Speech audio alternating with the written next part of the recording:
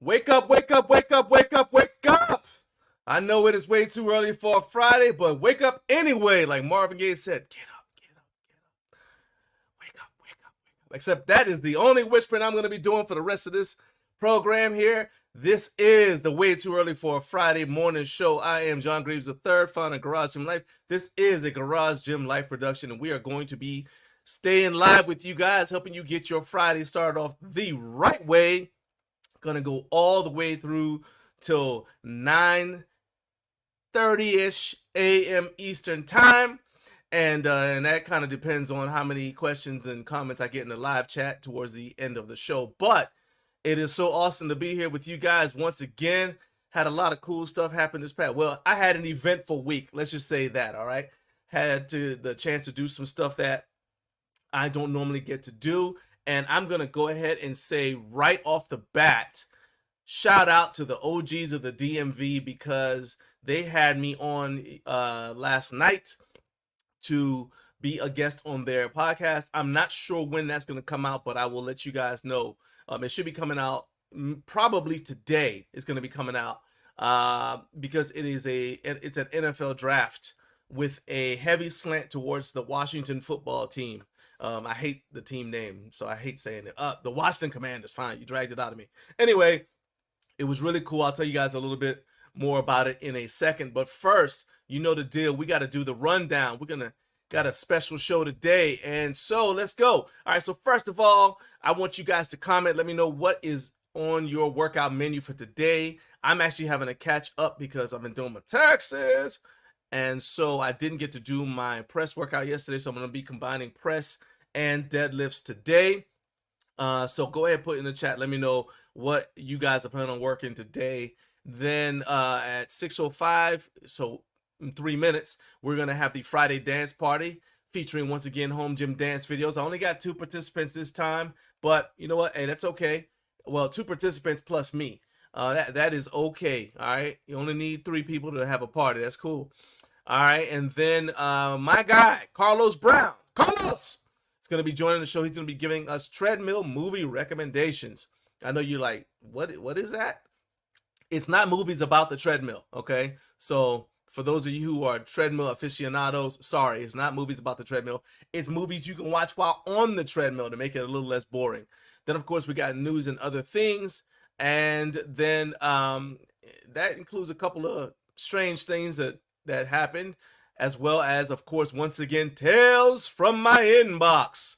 You guys seem to like laughing at my pain about the emails and messages, I guess. So we're going to go ahead and keep going with that. 7:05, we got Andrew Towers from GORX Fitness joining the show, and he's going to be talking about how to turn your home gym into a micro gym business. And so that is a good one. If you already have a business, throw some questions in the chat, and then Andrew can respond to them. Or if you have insights as you listen to this that you want to share with the rest of us, go ahead and throw them in the chat as well. Of course, I got another home gym channel you've never heard of recommendation, and I'll be giving that to you guys. I think you guys will like this one, all right, because the guy is hilarious. Then, of course, you know, we're going to have Recliner Rage. That's got to happen. And this time, I'm going to let you guys chime in on Recliner Rage as well. Then at 8:45, I've had to put this off a couple of weeks.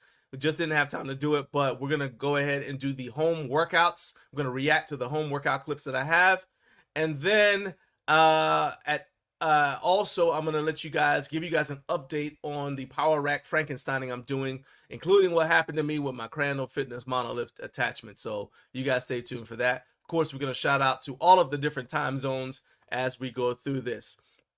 All right, and let's see here. Let's go ahead and check out who is in the chat.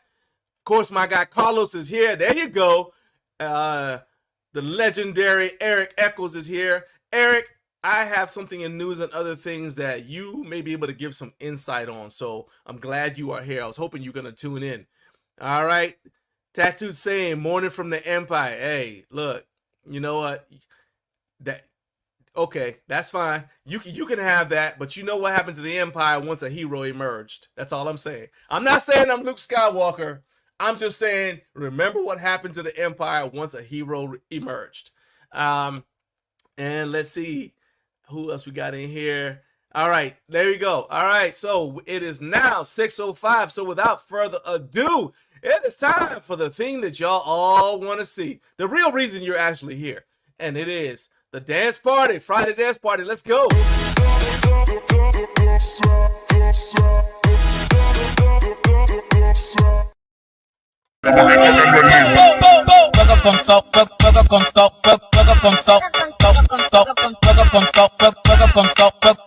Beat Production. Dale que te dio, dale que te dio, dale que te dio, dale que te dio, dale que te dio. Quedó comentando la tropa. Dale que te dio, dale que te dio, dale que te dio, dale que te dio, dale que te dio, dale que te dio, dale dale. Estamos malísimo, estamos malísimo, estamos malísimo, estamos malísimo, estamos malísimo, estamos malísimo, estamos chiquitón, estamos chiquitón, estamos chiquitón, estamos chiquitón, estamos chiquitón, estamos chiquitón. All right, there we go. Man, I absolutely love that segment. All right. I absolutely love that segment. First of all, y'all don't understand how much fun it is to do those because I get to get these videos from Instagram and I watch the videos. And what used to happen is I'd pick a song and I tell the people on Instagram, hey, let's this is the song and we're gonna dance to this, right? Well, people on Instagram are rebellions, so they basically would dance to whatever they wanted to. I said, okay. So then I would end up having to match the dance to the song, right? I said, okay, that's fine. I'll play that game with you. So now I just picked the dance video and then I picked the song after. That's what I did this time. I picked the song after I got the dance videos sent to me because I spotted and I actually was inspired to do it because of Carlos. I saw Carlos pop lock and I said, oh, I need something that's high energy. I said, man, what can we do? You know what? Let's give him a twist though. And we went with a little bit more reggaeton. So my man Chic. All right.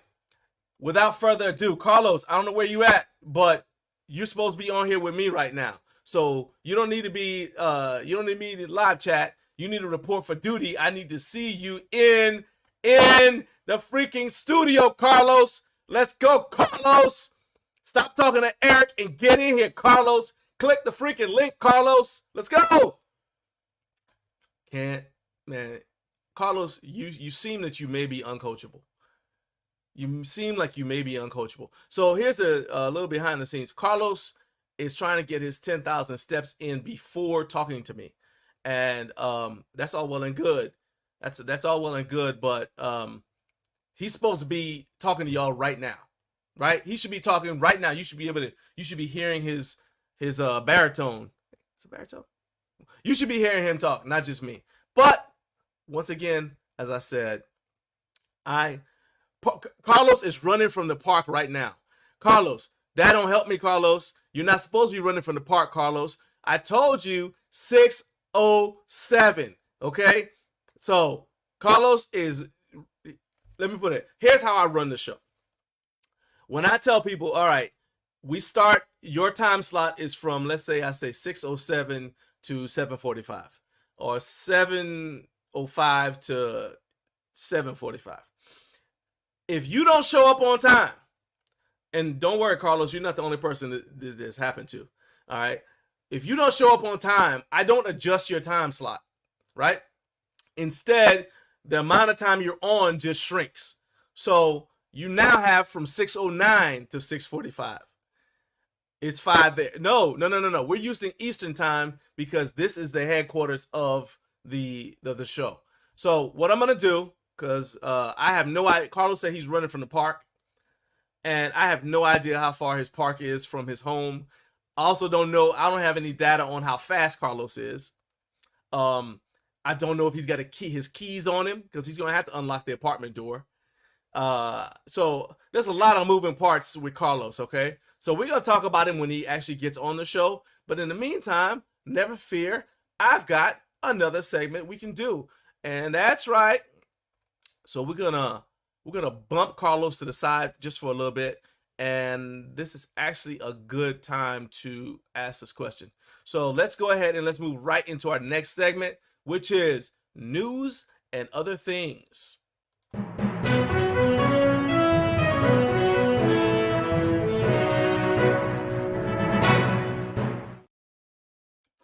Okay, so news and other things. This is news that you may or may not need, but I'm going to tell you anyway.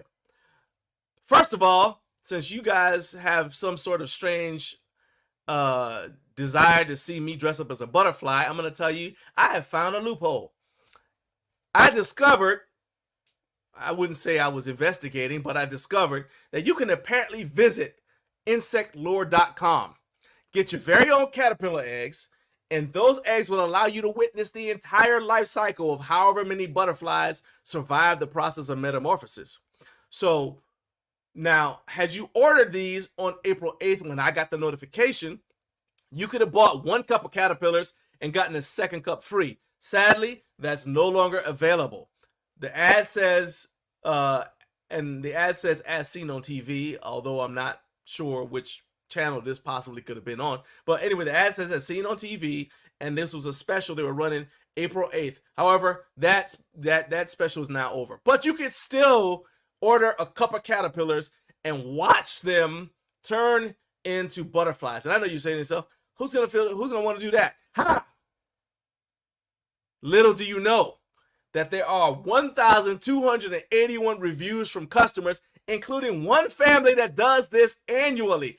They buy caterpillars every year and watch them turn into butterflies. So what does that have to do with me? And quite frankly, y'all, the answer is there's no need for me to go to Wyoming to attend the butterfly gathering. Instead, I can just order 2 cups of caterpillars and have butterflies on demand right here in Georgia. Bam, problem solved. Problem solved. So there you go. Now, hey, Carlos, you don't have time to comment. I just caught Carlos in the chat, in the live chat again. First of all, how fast could you possibly be running if you can type in the live chat as well? All right. So I'm throwing shade on your ability today on how fast you think you're going. So you said you're running from the park. There's no way you're running from the park if you can type. Oh, he's home now. Okay, he's in the house. All right. So there's your update. Carlos is actually in his dwelling place. Now we're going to see how long it takes for him to boot up the computer. All right. Don't worry, Carlos. I'm here for you. All right. Anyway, so as I said, I don't need to go to Wyoming. All I need to do is order a cup of caterpillars or 2. Maybe we'll go with 1 cup because this is a new thing. We need to kind of see how it goes, right? See, because I don't know. What if I get a defective cup of caterpillars? All right, I don't know what the warranty's like on these animals. I don't know anything about it. So this is new territory for me. So I'm not about to just go and just spend my entire paycheck on cups of caterpillars. I think we're gonna start off slow and we're gonna ramp up as the situation develops. Just as important, well, okay, realistically more important. You guys can still donate to Hope Kids. I meant to say something about that. So we had an awesome event last Saturday. Some of you guys tuned in and were checking it out for Relentless, and we raised at Relentless. We raised $20,000 to support Hope Kids, which is an awesome organization that provides support for families who have a child with cancer or some life-threatening medical condition. So the basic thing is that Relentless is to support them, and I want to continue to support Relentless. But one way that I'm doing that is by keeping the link in the description for my videos for as long as it is an active link. I don't want you guys to go on there and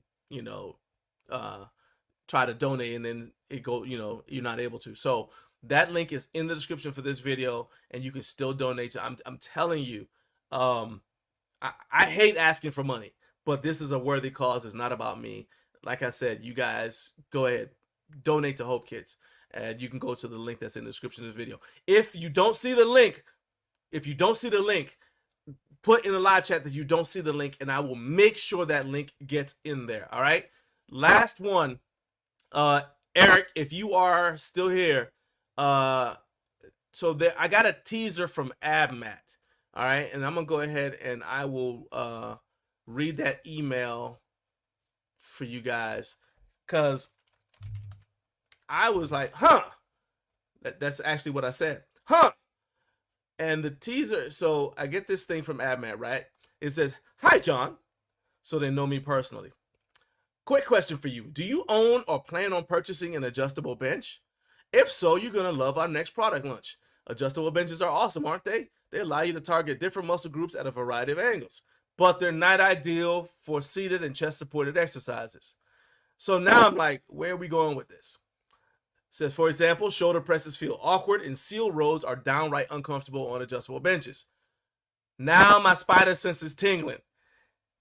And it says that's where the seated utility bench and the seal row pad shine. The problem is that both of these options are expensive and take up valuable space in your gym. So they said that on May 24th, they're going to release a solution to that problem, something that's going to be a solution like a seated utility bench and a seal row pad, but at the same time be space efficient, and I assume less expensive than buying two of these. And then you click the button. There was a button in the email to let them know you're interested. So of course I clicked the button because yes, I'm interested. Here's the thing. So it's releasing May 24th. The first thing popped in my head. What does this mean for Exponent Edge? Because the Infinity Bench from Exponent Edge is essentially designed to solve the two problems that AbMat just described. So Eric, I don't know if you got access to any information that you're not supposed to tell people, but go ahead. It's just us here. You can trust me. If you tell me, I won't tell anybody where I heard it from, okay? So if you got any information, go ahead and let me know. But it looks like my guy Carlos has finally arrived. Look at him looking all comfortable. I mean, looking all comfortable. So, okay. I'm going to do it the right way. Hold up. Let's go ahead. We're going to do it the right way. Here's the first guest theme. Welcome to the stage. Show your love for Carlos.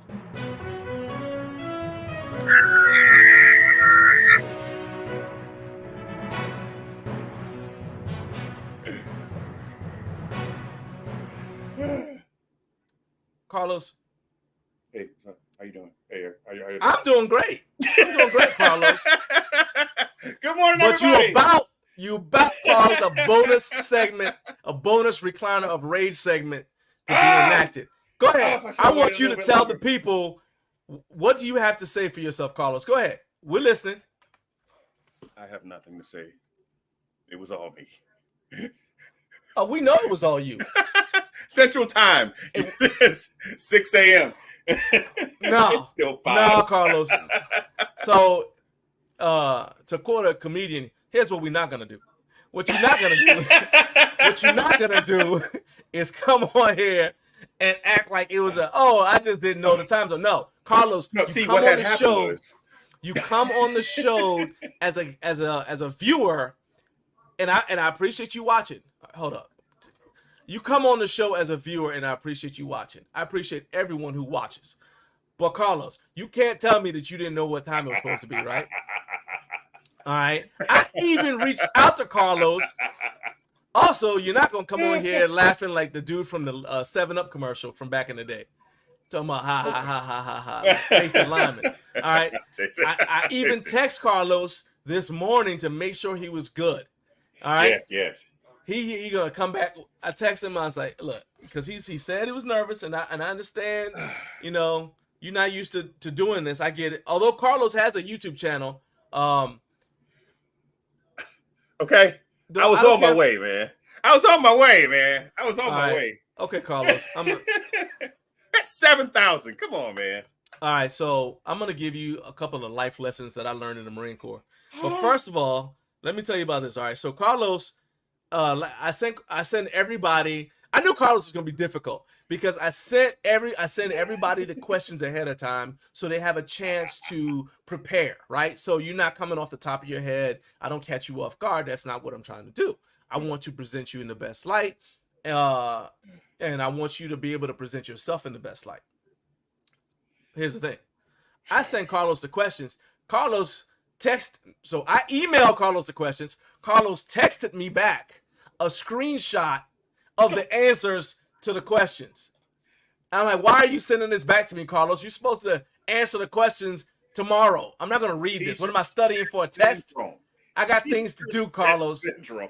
I got things to do, Carlos. First of all, let me pause. Okay, so Eric said that since Dylan left AbMat, his inside connections have kind of went by the wayside.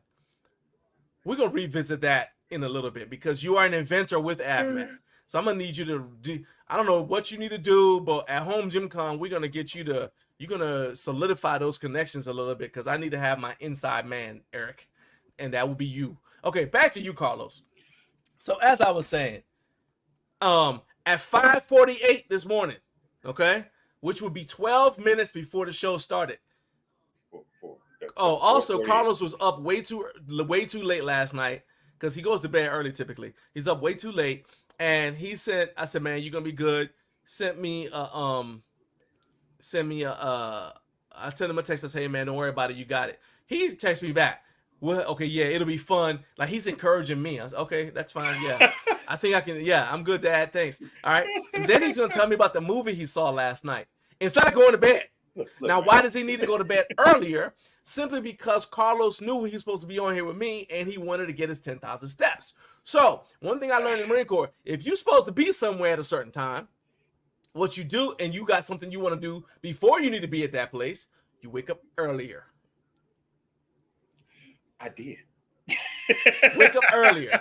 And then you got a watch on. I know you got a watch. Even if you don't have a watch, you got, look, it's right there on his wrist. Got a watch on and a phone. 2 different timekeeping devices. And there's also looking at the angle of the sun.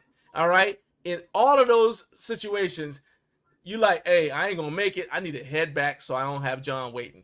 But you know what Carlos said? Carlos said it's more important for me to get 7,000 steps than it is 7,001 to be where I'm supposed to be on time. You know what, Carlos? Oh, okay, wait. Okay, recliner of rage. I get it. You know what, Carlos? It's the recliner of rage. It's the recliner of rage, 'cause he's not happy.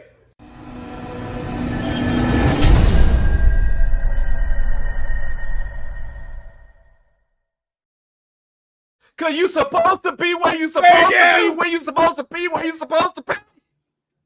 Okay. Oh, I swear awesome. You making my PTSD act up.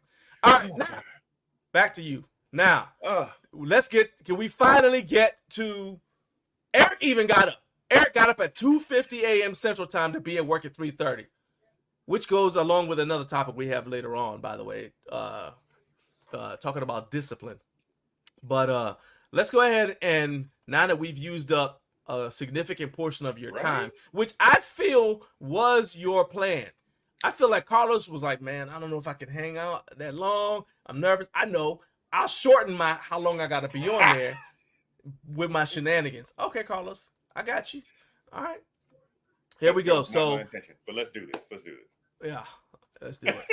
Now y'all see how he's like, yeah, like I'm the one that's slowing things down. Hey, let's go ahead and let's get started. Man, whatever. All right.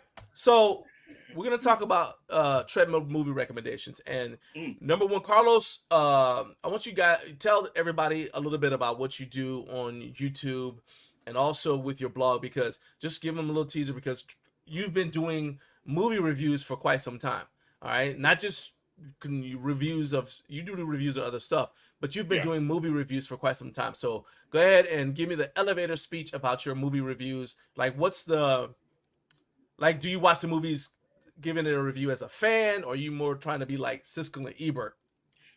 I am a consumer. I am a fan. I'm the person that, goes and pays for the ticket. So I never did any film school or anything like that. So I'm going from the perspective of the paying customer.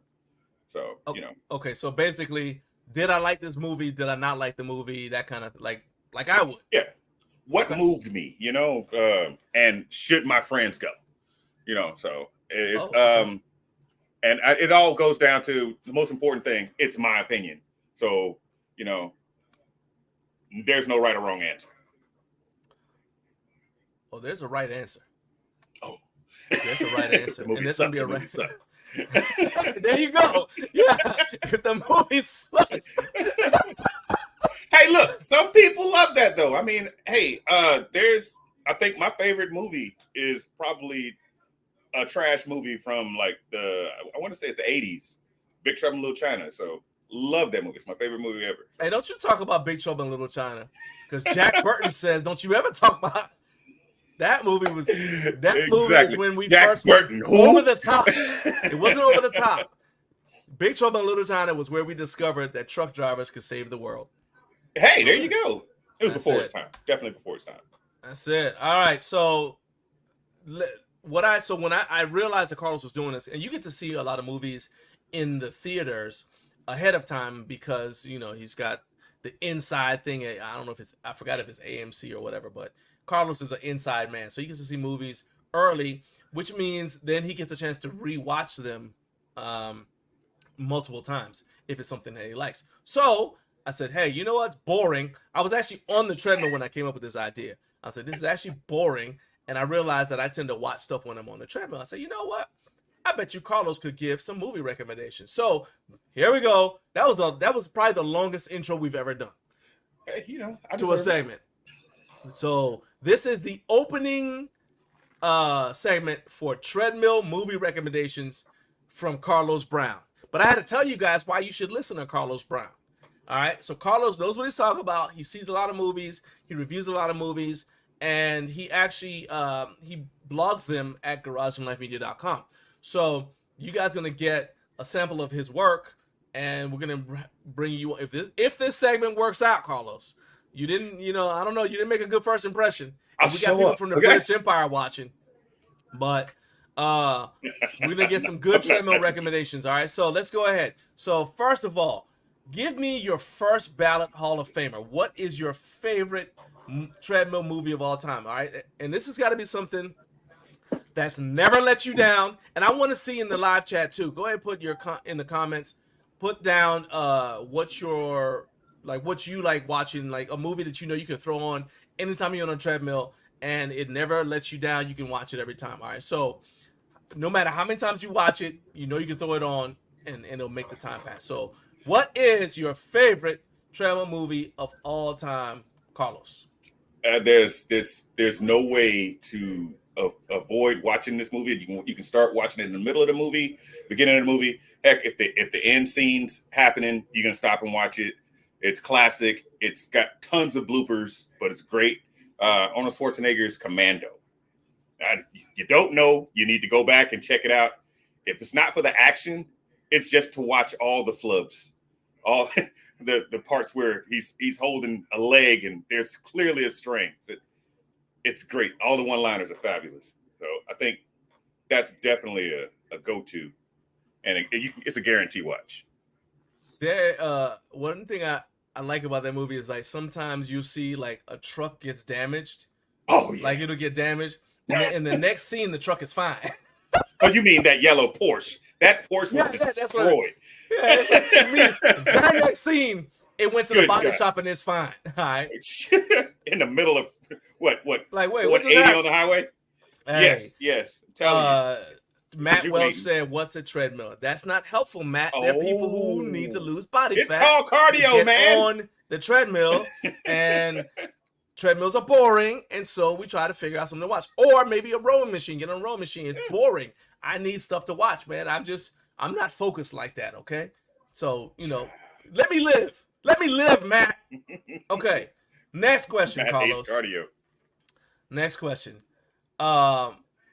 What was your 2023 MVP? So which movie from 2023 would you recommend for me and everybody watching to watch? Like, give me a recommendation because I got to do cardio this weekend. So give me a treadmill movie recommendation for this weekend. All right, it's Friday. I need one for tomorrow. And the reason why I said the weekend is because I walk for an hour. So most movies are longer than that. So I need something I can watch, cut off with a clear conscience, get back on the treadmill, pick it right back up, go. Those are some of my criteria. You know what I mean? I hear you. This movie, right, so let's it holds a special place in my heart. So I'm about to learn a lot about your heart. Okay, go ahead. Stay out of my heart. I was able to see this movie early, and spoilers. I apologize if you hadn't seen it, and if you haven't, I don't know why you haven't. But John Wick 4. I was able to see this movie. I think maybe 3 weeks before it came out to theaters, And at that time, one of the characters in the movie was still alive. He died the next day, which is really messed up. But you know, yeah, it was a great movie, great watch. It put my faith back in the John Wick series, because after Okay, hold on a second. Hold on. So the actor who played the character died the next day.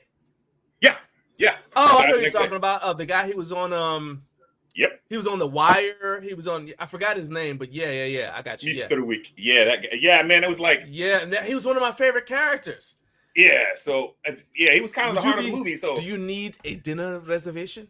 Yeah, loves it. I mean, you know what? As a matter of fact, what was his name? Now I gotta Google his name. This mess here. No, all I can see is coins. Exactly. Yeah. Exactly. What is these are the dude's John name? Wick coins. So I gotta look him up. I gotta find out what his name is. Yeah, the actor, because he's in a lot of. He's a very, very good actor. Yeah, He also now there's another actor, also British, who looks kind of like him, who they could slide right in there. The guy from Arrow, who played the stepdad on Arrow, who played. Oh, Walter. okay, yeah. You can. Am I lying? You can slide him right in there. Nah. Especially as long as it's been between movies, I promise you slide him right in there and just don't say anything. Nobody will even know. I'm pretty sure there'll be a spinoff or something where maybe he'll have some parts in Ballerina coming up, but you know, there's no telling. That's kind of like we watched Ahsoka, or when I say I'm making assumptions for you guys. Yeah. I watched Ahsoka. I'm sure that you watched Ahsoka, Carlos. I've seen some stuff. I mean, on Disney Plus, it was good. I enjoyed it. But the point is, Ray Stevenson was very good. Everybody enjoyed his portrayal of Balin Skull, and then he passed away. It's like, dang. Yeah. So now there's all this controversy. It's like, well, is that character going to die? Because the way that it ended, there's more for the character to do. So you kind of, are they going to recast? Just like in the MCU, you had Chadwick Boseman passed away, so they didn't want to recast T'Challa, despite the fact that they should have. You also have who was it? Rhodey from Iron Man. You know, I'm sorry, Iron Man. Is he was recast? Well, yeah, he got exactly. They recast him, no problem. Actually, so that's really bad. Like this Terrence Howard, who was the first Rhodey from Iron Man, said he was watching TV, and that's how he found out that he had been replaced. Man! Oh, so that sucks. Can you imagine turning the TV on and finding out that you don't have a job? You got fired. Yeah, you got fired. Yeah, that's horrible. I shouldn't be laughing. But you know what? Man, he's a millionaire. He'll be all right. All right. That's right. How can you get fired by moving boxes? You know, you're stealing boxes. That's how it is. Hey, you trying to build a clubhouse, Craig? All right. So that was your recommendation, John Wick. John Wick 4. Yes, definitely. Yeah. Why would you say that, not John Wick the first John Wick movie? Because that's actually my favorite. That's the one where he wasn't falling off of buildings and he was fine. He could still get hit with a baseball bat and get hurt. Right. Now he falls off a building and limps away, and he's okay. The thing about that is, John Wick 1 was great. It pulled you in. I didn't see it coming.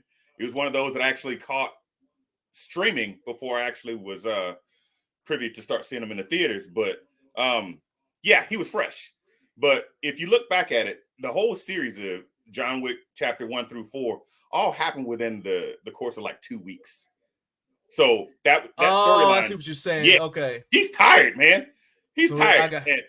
But his performance is improving. The rest of it, he fell off a building. He fell off. Look, in John Wick 1, some thugs, poorly trained thugs, were able to beat him up. Yeah. All right. By John Wick 4, the dude fell off a building and just got after cutting his finger off. He was retired. In John Wick 1, he was retired. So he came back. So he had to get his legs back, you know? Had to get his mind right. Right. So, you know, and the more he fought, the more he did, the more it came back, the more he was able to buy bulletproof suits and stuff. That's a good point, too. That's a good point. That's an excellent point. All right. So my treadmill recommendation, the movie that never lets me down, I could watch it anytime. There are actually two of them. The first one is Captain America: Winter Soldier. Number one, I like it when I'm watching a movie, I'm doing something and I watch a movie and the people in the movie are doing what I'm doing. So there's a scene in Captain America Winter Soldier near the beginning where they're running, okay? Yeah. And I'm on the treadmill. Sometimes I'm running, but the point is we're all doing, I resonate with Anthony Mackie's character, okay? Yeah. With Sam Wilson in the moment when he watches Steve Rogers just run right past him. On your left. Okay. All right. I resonate with that because I'm on the treadmill. I'm tired, and he looks tired as well. Okay, so I get that. So number one, Captain America: Winter Soldier. Plus, it's just a great story. You can follow it. It's great. And then my other one is Pitch Black. First for the Riddick series. So it's Pitch Black, then it was Chronicles of Riddick, and Pitch Black is my favorite. I wouldn't say it's my favorite treadmill movie, but it's like 1A, 1B for Winter Soldier or Pitch Black. I can put them on at any time and enjoy it. Ashley says she's on the treadmill right now watching this. There you go, Ashley. There you go. There you go. Right, so See? we are her treadmill, movie recommendation. Right now. We are her treadmill movie right now. Do something exciting right now, Carlos. Yes. Let's see. Eric says Roadhouse, kickboxer, or blood sport will keep him going any hour of the day. You know what? Roadhouse is another one, and I'm talking about the original one. All right. Oh yeah. But to be honest with you, for me, Roadhouse was great until what's his name died. Sam Elliott's character died, and then I was like, yeah, okay. Because have you seen the second one? No, it's in my rotation.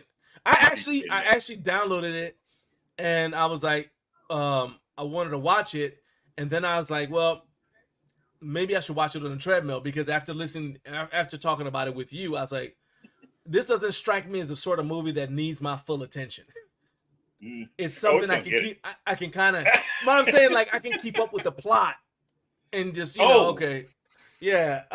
Some movies. When you find one, you let me know. If some movies like I need to sit there and watch, like Dune. I can't watch that on the treadmill. I need to be sitting down watching it because it pulls you into the story, and it's not gonna be. It's not a good watch for the treadmill. On the other hand, I watched Vikings Valhalla on the treadmill, no problem. All right. I grant you that's a series, but the point is I was able to keep up with what's going on, no problem. But that's another thing. So if a movie has subtitles, I'm not watching it on the treadmill because I need to be able to read the subtitles. And I look away from the movie sometimes, and I look down, see how many, how many steps have I gone, how many miles have I gone, whatever. And so if it's got to have my undivided attention, I won't watch it. So Roadhouse has moved into the treadmill movie category for me after I talked to you. How good are you about Matt Welch said Forrest Gump. What do you think? What about Forrest Gump? Because he runs in there. He runs. I started running. Yeah, Jenny. Yeah. I mean, I like Forrest because he's constantly punching people over Jenny. Well, every time you turn around. I actually started running. That's a funny story. I started running and jogging and crap. And I used Forrest Gump as the title of my running because I'm not the type of person to. I don't do marathons and stuff like that. I just can't run with people. But what I can do is I can leave my place and I'll take a corner, and I never go the same route twice. And I call that Gump running. So it's like I'll just go and I'll just be running. So you're lost.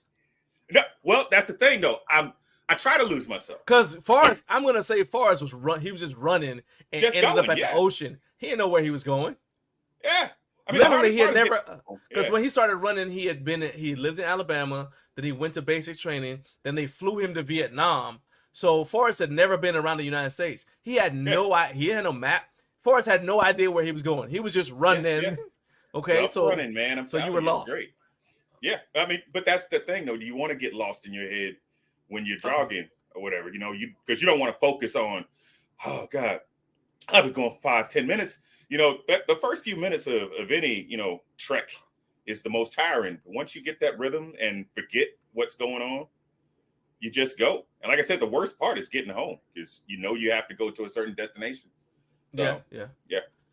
I like it when We're getting some movie recommendations now. So first of all, Tim from Jim Crafter said the second Roadhouse is awful. He said it's awful. That's what's beautiful about it. That's what's beautiful about it. Okay, so it's good because it's awful. Well, yeah, because without giving any spoilers away, this seems like the sort of movie you could spoil. That ain't gonna. Why are you frozen right now, Carlos? Roadhouse. Okay. Yeah, there we go. Yeah, I saw the little glitch. Okay. It's not the first movie. It's not. It's a different take. It's more fun. So I mean, it's definitely a more lighthearted movie. So because I was privy to be able to see that in the theaters also, and I thought it was a great theater movie. Fun. It's like a good matinee or something like that. But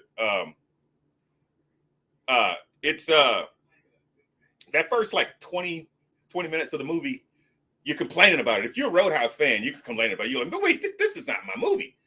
But throw that out the window, take it for what it is. It's stupid. It's lighthearted. It's fun. It's a dude movie. I mean, it's just what it is. So yeah, it's a terrible movie. He's like, I agree, it's horrible, but watch it anyway. Yeah, okay, you got to watch it. It's one of those movies that's so bad that you should watch it. Because I'm telling you, it's not even like that either. Yeah, but yeah, there are those out there like that. But nah, this was it's bad because it's not what you remember. People like you. Oh, okay, I got you. That makes sense. Like, so it's kind of like when so Ashley says the new one is disappointing. Matt says he watched Rocky movies for years during training. Yeah, that's exactly. There you go. Yeah, I want the people on screen to suffer more than I am, and then I feel better about what I'm doing to myself. That's basically what I'm saying. All right. So if I'm on the rowing machine, I want to watch Vikings rowing in a storm to invade England, and they're cold and wet, and basically got scurvy. All right, I want to see that. All right? I want you to be more miserable than me. You might be interested in watching if you're rowing. I think it's I want to say like Men on a Boat. It's new. It's basically about rowing. It's about rowing. Oh, okay. All right. Yeah. Jim Crafter says just watch the first one again. Now I've actually seen the Patrick Swayze one. I couldn't even tell you how many times, to the point where it's like, I mean, it's like my favorite part is with Sam Elliott, Patrick Swayze. So Dalton throws a punch to try to hit Sam Elliott, and Sam Elliott just catches the punch and looks at him. I was like, there you go. That's what I'm talking about. All right. Let's see. He said, pain don't hurt. There you go. And also, I like how he was getting his staples. Yeah, the pain don't hurt. He was getting the staples in his side. So I can see how if you're comparing the current movie to the old one, you're not gonna like it, because totally. It's kind of like when Battlestar Galactica came out. If you compared the one that had Edward James Olmos and Katie Sackhoff to the original one, then you're gonna be like, this sucks. But if you just watch it as a completely different series, you actually enjoy it, because you're like, oh, this is kind of cool, and if you've never seen the 1970s one, then you'll enjoy Battlestar Galactica. You're like, this is groundbreaking and everything else, because the way they do it is completely different. And so when I look at stuff like that, I just say, oh, well, it's a multiverse. That's kind of how I try to look at it. So wormholes they do exist. So that's an excellent point. Eric said it's crazy how Sam Elliott looked old 35 years ago, but he's still going. He's like Morgan Freeman. That's actually a good point. Nobody has ever seen Morgan Freeman young. Okay, nobody. Samuel L. Jackson. I remember Samuel L. Jackson younger. Okay. Yeah. So younger. Morgan Freeman's been old since Sesame Street, right? Yeah, he's always been old. The dude has always had gray hair. Always. He's never been young. But he never gets old either, because he's just old. He's been old. He's been old since birth. Grandpa. So let's see here. Tim said all the John Wick movies. Yeah. I like the John Wick movies. Like I said, when he went through all that work, and then went to all that work to find the people at the high table, and he said, look, just let me live so I can remember my wife. And that's not really the most compelling reason. I mean, I appreciate it. You cut your finger off. Okay. That shows that, you know, but and then they try to kill him anyway. So whatever. Hey man, it's a League of Assassins. It's what they I do. mean, it is. But and I'll say this too: the first John Wick movie I liked because I think that the other ones they took us too far into the world of the Continental. Whereas for me in the first movie, when the police show up at his house and it was like, Working again, John? and it's like, yeah, you working again? He said, okay, I'll leave you to it, and just leaves. And I was like, well, hold up, man. You're not gonna ask any questions. So that was good. But now that I know, oh well, he's just part of that whole world, it was a little bit, whatever. Eric says Samuel L. Jackson, Robin McDowell's in Coming to America is the first thing I remember seeing him in, and he didn't seem young there. Yeah, he's just always. So what you see is I remember he was a crackhead. He was in his 40s. Yeah, he was in his 40s. He was crackhead, and so he had already had like the male pattern baldness, and so it was like, oh, okay, well, what was the movie he was a crackhead in? Was it New Jack City? No. It was a Spike Lee movie. Is it Do the Right Thing or no? He was a crackhead. Anyway, Jungle Fever. Yeah, and so you see him, and you're like, oh, well, that dude's old. So yeah. Okay. All right. So as we're starting to wrap this up here, we got 3 more questions. Project the first round draft pick. What movie have you seen in theaters this year so far that you can't wait to see again once it's released on streaming? Because you've been going. Okay. Carlos has been. If you follow him on Instagram, and you should follow him on Instagram, I'll give you the thing right there. CB's True Consumer Reviews. Follow him on Instagram. You'll see the dude is at the movies. Literally, it looks like every day. It looks like Carlos is at the 2 or 3 times a week. Him, his bucket of popcorn, and a different group of people he's dragged there to watch these movies with him. All right. So, what have you seen in theaters that you can't wait to see again when it comes out on streaming? Okay, this one here is kind of a 2-parter, but because looking at it, if you want to talk about, something I just really want to see versus something that I can watch on a treadmill. Obviously, Dune Part 2, just still in theaters, and it needs to make all the money. Great movie. If you hadn't seen it, I'm not going any further than that. But the movie I'm excited to see on the treadmill, I just saw this maybe a couple weeks ago. Monkey Man, Dev Patel. That movie, kind of a slow start, but oh man, delicious action for real. It's gritty. I think parts of the movie was actually shot on an iPhone too. So, man, great movie. All right, so I'm not as big a fan of those whole they shot this on the iPhone thing. Look, man, you got a budget for a reason. Oh no, he did not have a budget. That's the thing.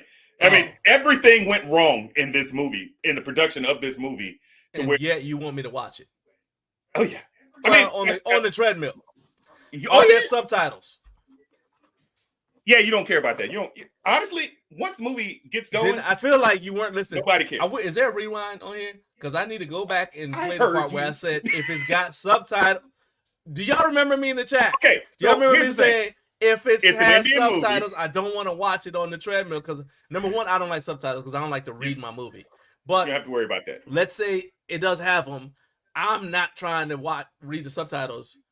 So this is Korean or is it Indian? Monkey Man is Indian.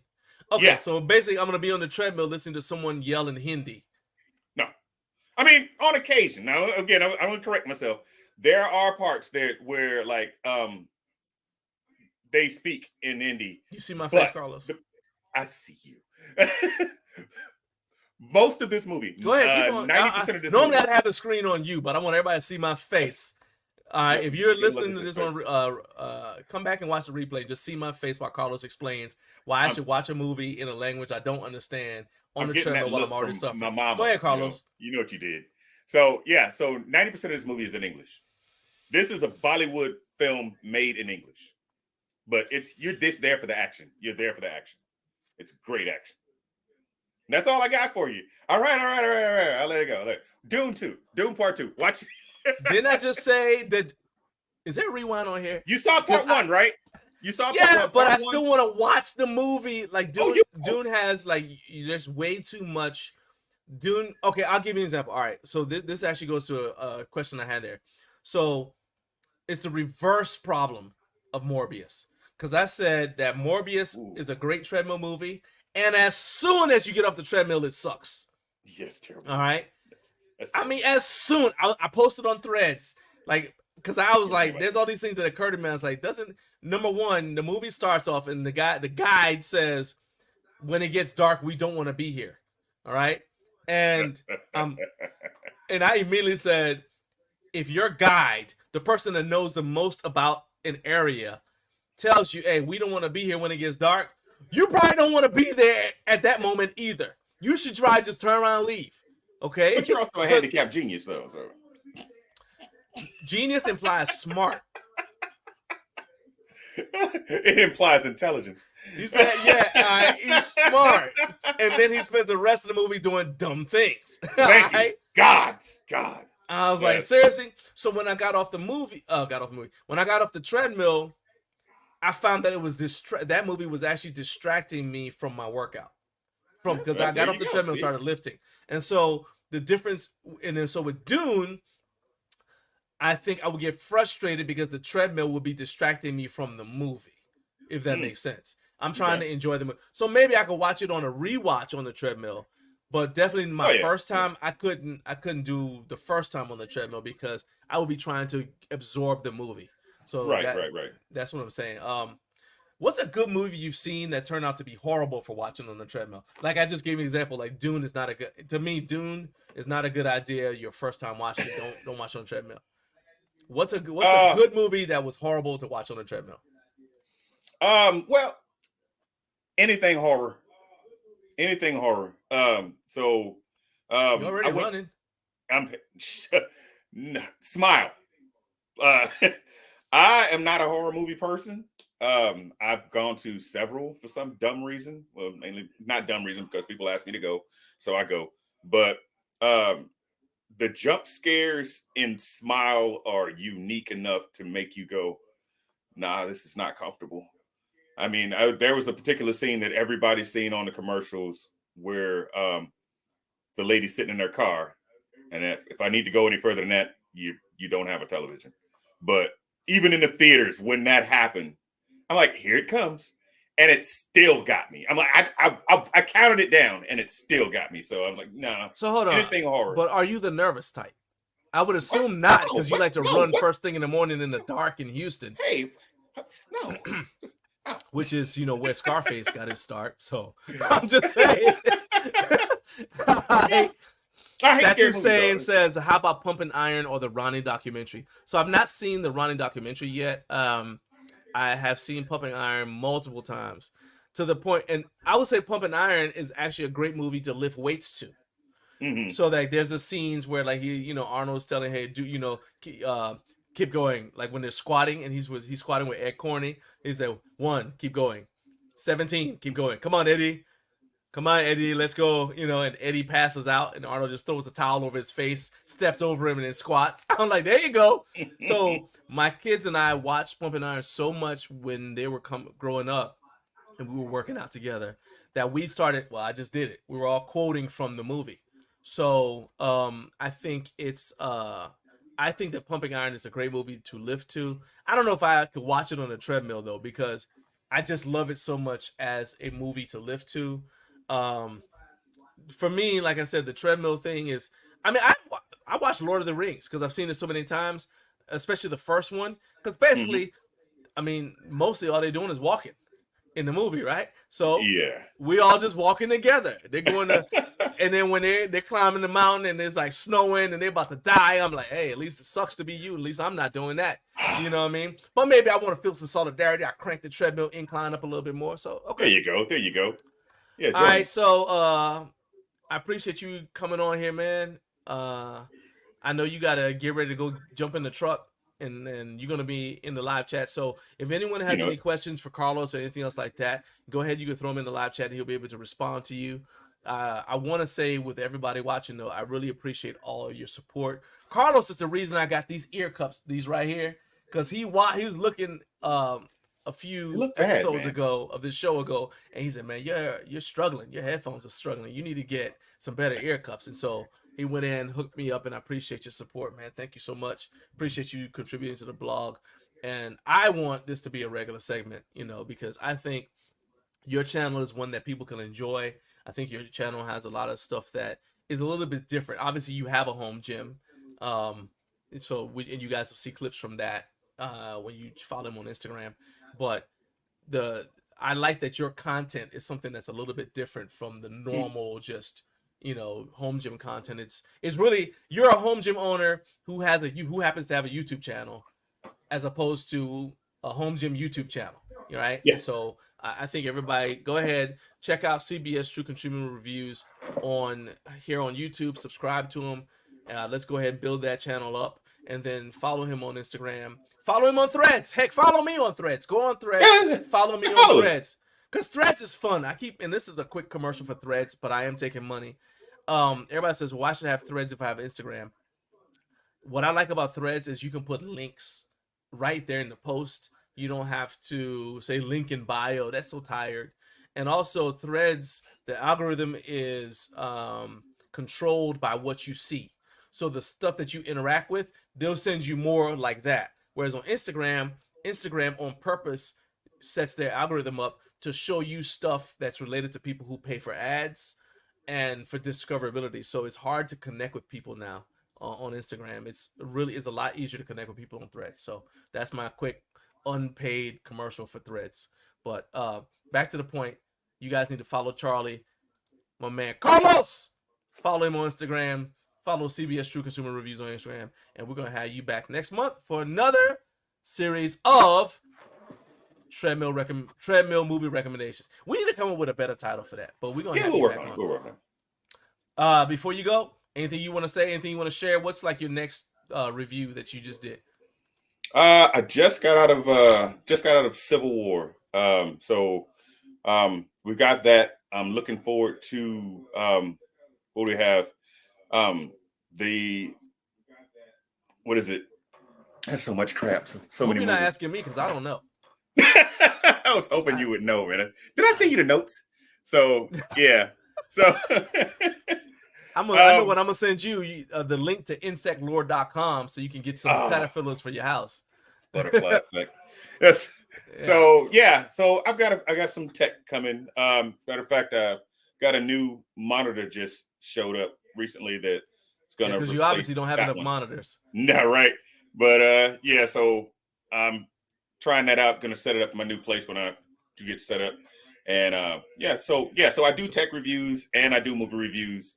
And channel's been kind of slow, but again, I'm trying to build that up. Got to have a reason to keep going. But that's more importantly, I think a wise man once said, "Follow me because I look great from behind." Okay. So everyone, that was the last time you'll ever see Carlos on this channel. Dad joke. All right, man. Hey, I appreciate you being on here, my man. Thank you. You guys make sure you are following my man Carlos. The jokes are just as bad as that all the time. All right. All right. Once again, that was Carlos from CBS True Consumer Reviews. It's actually Charlie B's True Consumer Reviews. Has nothing to do with the channel CBS. So you guys go ahead and give him a follow and help him grow his channel. I'm going to put the link to his channel in the description for the video. If you're watching on LinkedIn or you're watching on Facebook, just go ahead and I'll still put the link to his YouTube channel. You guys can go there because, as I said, he's got a very unique perspective on the on tech and movies. It's basically like, what I like about his stuff is basically like if I went to a movie and then told you what I think about it, right? So it's like watching myself do a review. Because he, as he said, he comes from our perspective. He comes from the fan perspective. He doesn't try to pretend that he's smarter than everybody else when he does his reviews of tech stuff and when he does his reviews of movies. Instead, he basically just goes from our viewpoint, and it makes everything really, really accessible. And so I really want to support him in this. He says, thanks for your patience. Well, just show up on time next time, Carlos. Anyway, I'm just kidding. So I mentioned LinkedIn, and yeah, I appreciate everybody who has connected with me on LinkedIn, because that made it possible for us to stream on LinkedIn, which is very important because we now have my guy Andrew from GORX Fitness is going to be coming up. And so let's see here. We got in about 5 minutes, Andrew should be joining us. So you guys go ahead while we wait. Go ahead and check out gorxfitness.com. And don't do it now. All right. I want you to keep watching unless you have YouTube Premium, so you can go and check out the website without interrupting the broadcast. But I'm just saying that that's going to be a website you want to bookmark for yourself so that you guys are familiar with what they do. Because if you are interested in setting up a home gym, if you're interested in turning your home gym into a micro gym business, that's probably one of the best resources that I can recommend for you, simply because he's got a bunch of different things in one place. It's not like they're inventing everything, but they are an information hub, and they're bringing together all the data, all the information that you need in order to successfully turn your home gym into a business. So you don't have to go looking on 59 different websites like I did when I started. It's like, okay, well, how do I do this? How do I get my trademark? How do I find out, what are the rules with my, I don't have a HOA, but what are the rules for my state about having a business that's in my home? There's all these different things that you need to know. And sometimes you don't know that you need to know these things until it's too late. And so, GORX Fitness they've collected a lot of this stuff and put it in one spot. So you guys need to check out gorxfitness.com. And so Andrew's going to be coming on in about 4 minutes. But first, let's go ahead and let's do our roundup here. We've already talked about the teaser from AbMat. So Eric, you said that you don't really have any inside information. The biggest thing for me, like I said, is that when they said that their product is going to be, if you weren't watching, basically AbMat sent an email out, and I got it yesterday actually, and it said they have a solution that, from what their email said, seems to be a combination of a seal row pad and a seat and a utility bench.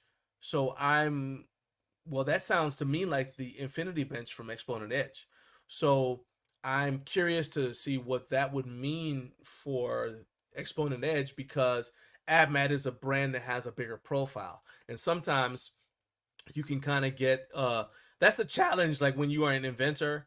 So the Infinity Bench wasn't ready to come out yet, and so they're taking pre-orders. Well, if AbMat's able to get their product to market first, people who aren't in the community, who don't really know about, who don't know any better, will think possibly that AbMat came out with their product first, if it's too close. I don't know that their product is going to be the same as the Infinity Bench. I hope it's not, but I'm just saying that's what's going through my head right now. Like, this seems like these are things that run in parallel, and so I'm just curious to see what, I hope that they can coexist. Let's just say it like that, and that one doesn't take away from the other, because if that's the case, then we all benefit as a community. And I also like, small businesses to have a chance. So I'm keeping my eye on that as well.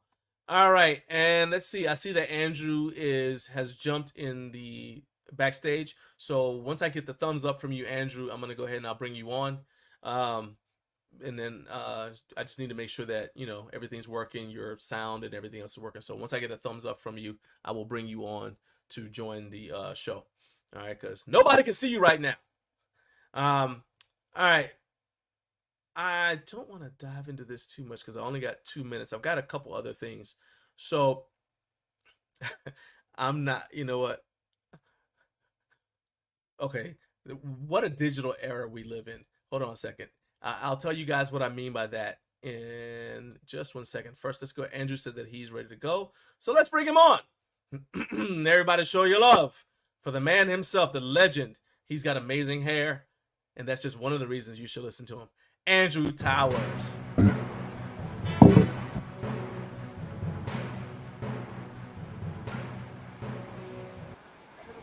Andrew, welcome. What's going on, man?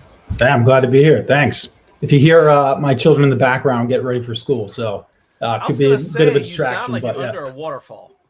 Do I? So I guess yeah. that's them brushing their teeth. Your mic is amazingly powerful. Should I turn down the gain? Okay. I'll just sit back. Well, let's just say it depends on how much you trust your children to not say anything You know, Why there's an trust them? entire show founded upon the idea that kids say the most amazing, kids say the darndest things. So as long as you're comfortable with the fact that they may say something crazy any minute, hey, I'm comfortable too. Because for me, it all equals ratings, buddy. I don't care. All right. Yeah. I mean, So if you're what? good with it, it's fine by me. It's not much I Yeah. can do to control, and they're getting ready for school. So It's like barking dogs when I'm like, I don't care. I don't care. Like yeah, for me, the fact that it's a home gym. I mean, I know we want to be professional and everything else, but I also look at the idea of a home gym as you have to kind of embrace what I consider to be the beautiful chaos of it, because absolutely. you're able to. I mean, I can see if like you were talking about like car insurance, somebody just had an accident. I don't want to, I want to feel like you've got your full attention on me and my problems, not your kids in the background. But for something like this, it doesn't bother me. Um, Yeah, I've but actually found that people seem to like if we're talking about guests coming and using the gym, it hasn't been a problem. My children have accidentally walked into the gym when there was guests there, and it was um, in not a problem. That I mean, if it's part of the experience. so that actually, I've got the banner going across the bottom here. Everybody need to go out, check out GORXFitness.com, as I said, and also follow GORX Fitness on Instagram. That's where they put a lot of information there. And because we are on LinkedIn right now as we speak, go ahead and check out, connect with Andrew Towers here on LinkedIn, and also it's GORX Fitness on LinkedIn as well. We are, yep. Okay, so check out GORX Fitness on LinkedIn as well. So there you go. Um, but I want to say too that for me, it seems like what you just said about like your kids walking into the gym when people are there kind of fits in with some of the questions I sent you when I said, Yeah, like how do you manage that work-life balance. So let's go ahead and jump right into it, man. please. So first of all, for anyone who's not familiar with GORX Fitness and what you guys do, give me your elevator speech and just kind of familiarize them with who you are and what you do. Yeah, for sure. So at GoRx, we help people start micro gyms with their home gyms. So everything from navigating local compliance and HOA bylaws to selecting and navigating insurance. We do help people when it comes to their marketing strategy and their plan. And we, in addition to these services or business coaching, we provide a platform. So we've got a platform that is a gym management software that has a like rental marketplace aspect to it. So for the gym seeker, they will experience the app much like they would experience a home Airbnb. So they can search for their gym or by preference, and that might be location, it might be by gym type if it's like powerlifting, CrossFit style home gym, or it could be equipment they're looking for specifically. We think this is a really awesome feature that we're excited to roll out. One of the things that has been a value add for our vendor partners, that gym seekers can search for equipment that is they're specifically looking for. I'll also say, like, as a gym management software from the micro gym side of the house, GoRx is building out a suite of tools that they can manage their schedules, they can manage payments, waivers, etc. So in a nutshell, that's what we do. We help people start micro gym businesses, and we provide the software to do it. Okay. So first of all, you just got a new follower. So Carlos said he just followed you on the gram. So there you go. Let's go. All right. So I fulfilled my promise to expand your reach by coming on here. One follower at a time. Let's go. And then Keith said he needs to get on another Zoom with you. So there you go. All right. So now I'm getting you. I got you a follower. I got you a podcast guest. All right. This is going well. Let's see. And Eric said he just got word from the city. They have no regulations, and that he needs to get a hold. I put it up there, and that he needs to get a hold of the county. All right. Good update. All I'll right, let the team know. All right, so that is a so is you guys are help I'm assuming you guys are helping Eric get himself up and running with the micro gym in his home gym, I'm assuming. Well, Eric is exploring. I don't want to speak for you, Eric. Obviously, in the comments, please feel free to Nobody correct can me. hear him, But so Eric is exploring it, and so he's okay. doing his research. This is the first step in the process that we talk about. Do your homework, and a part of that is to reach out to those local offices that that govern your town and your village, the zoning and that sort of thing. So this is the homework and research phase of starting a micro gym. And Keith is also in that phase as well. Okay. So I know, as I told you, I know several micro gym owners, but most of them are running their businesses right now, so they're not able to be here in the live chat. And so what It's a they good problem did, to have. I reached out to them and asked them to give me some questions, some statements, and then basically they're gonna watch the replay of this as to hear your responses and hear how we discuss it. All right, so Mikkel Brunsfeld, I've known Mikkel for quite some time. She's one of the people who signed this animal banner that you guys see sometimes on my left.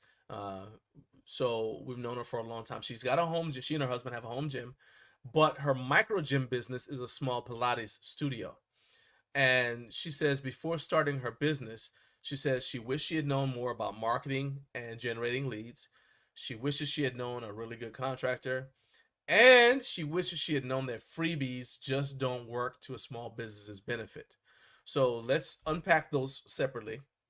How often are you hearing things like, I wish I knew more about marketing and generating leads from new micro gym owners, especially when their business is in a home gym or they're moving from a home gym into a commercial space?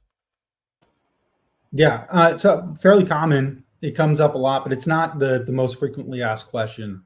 When it comes to marketing, obviously you need sales, and to get sales, you need leads. And so marketing is that aspect of the business that raises your brand awareness. But I think one of the things that we find is most challenging for home gym owners that want to start a micro gym is understanding who their target audience is, who their ideal client is. And so we help people work through that. When you know who your ideal client is, then you know what their pain points are. And those, you start speaking to those pain points, and you got to meet them where they are. Right. So if, we find the most success on apps like Nextdoor and Facebook, and connect with those communities and those Facebook groups. So there's those Nextdoor communities. So one thing that I want to mention as I was thinking through my answers to your questions that you sent prior is, you're gonna hear a lot of things about like social media and marketing and social media. That's a challenge because Instagram just sort of indiscriminately blasts your content out. You really want to go to those niche communities and on the platforms that they are. So let's keep on going with that a little bit, because I mentioned, so Tim from Gym Crafters on here, and he was on with me last week, and he's in the live chat right now, and his ideal clientele is about 15, 20 years older than he is. So I think that recommendation about Nextdoor is a solid one, because you kind of need to know, if it's a home gym business, you kind of need to know like who's around you. Because for them, like, one of the advantages of a home gym is that it's convenient and accessible. So you want to make it as convenient and accessible to them as well, because otherwise they could just go to Planet Fitness. If they got to drive a long distance anyway, they might as well just go to Life Fitness or whatever, right? Or Lifetime Fitness rather. So for someone like Tim though, I don't know how much older adults are posting on Nextdoor. Hey, I need a trainer or whatever. Like, so what are some other ways for somebody like that to say, and I know older adults are definitely not posting on Instagram looking for trainers, you know what I mean? So in his specific situation, if he's trying to find clients that he can use, attract to his business for online coaching, what would you recommend to him for that older demographic? Yeah, I mean that's a good question. Also a tough one to answer. There's a lot of variables that go into the nuance when it comes to marketing, specifically to his target. I don't know him well, other than seeing your episode last week, or his ideal client. I'm not even sure how old he is. So there's a lot of unknown variables, and we don't cater specifically to online coaching. So with that prefaced, I would say start with your neighbors, right? If you're a home gym owner wanting to run a micro gym and you're looking to serve a community that's advanced in their age, start with your neighbors and talk to your neighbors. If you can, if you can create buy-in with your neighbors, and those neighbors that are advanced in their age, they'll talk to their friends. They'll talk to the people that they commune with. Depends on how old we're talking. I mean, there's still. So I can answer that. All right. So please, Tim is 53. Yeah. Tim is 53, and his audience, the people that he makes his stuff on gymcrafter.com are for people who are in their 60s and 70s, and the doctors told him, hey, you need to exercise. And so he's giving them information so that they can get started. But he's also kind of like wargaming some stuff I don't know if he's going to try to create an app, or if he's going to do like some limited, semi-private coaching sessions at his house. He already has people coming over to train with him, but you know what I mean? So the basic idea is that he's not going for somebody who's like in their 30s or 40s to train them. It's more like, hey, I'm trying to help the older adult population that's been told by the doctor, hey, you need to get in shape. You need to start training. How do I connect with that group of people? You know what I mean? So I don't know if that helps out at all. Maybe. Is this who his ideal client is? He's specifically wants to serve this community of people. Yeah, that's and the other thing is there's a little bit of synchronicity, because that's who's already going to his website. And he says, and that's him right there, he says the people he trains will not go to a commercial gym. So he says, and he said referrals are his number one traffic source. So it sounds good. like, yeah, he's in the chat. That's great. Yeah, drive that home. Are you having? Since we're chatting with him, yeah, I'm like, are you having trouble with? I want you to be able to talk to these people. Yeah, go ahead. Yeah. I mean, I would like to hear. Are you having trouble reaching clientele? It also sounds like there's a whole lot of other decisions that you're looking to make, or you're weighing right now. Okay. And it also sounds to me too that you're trying to, like, this is one of those things that probably he'll need to like reach out to you directly for. Yeah. Because it also seems like there's some exploration going on. Like, is GORX something that could help me?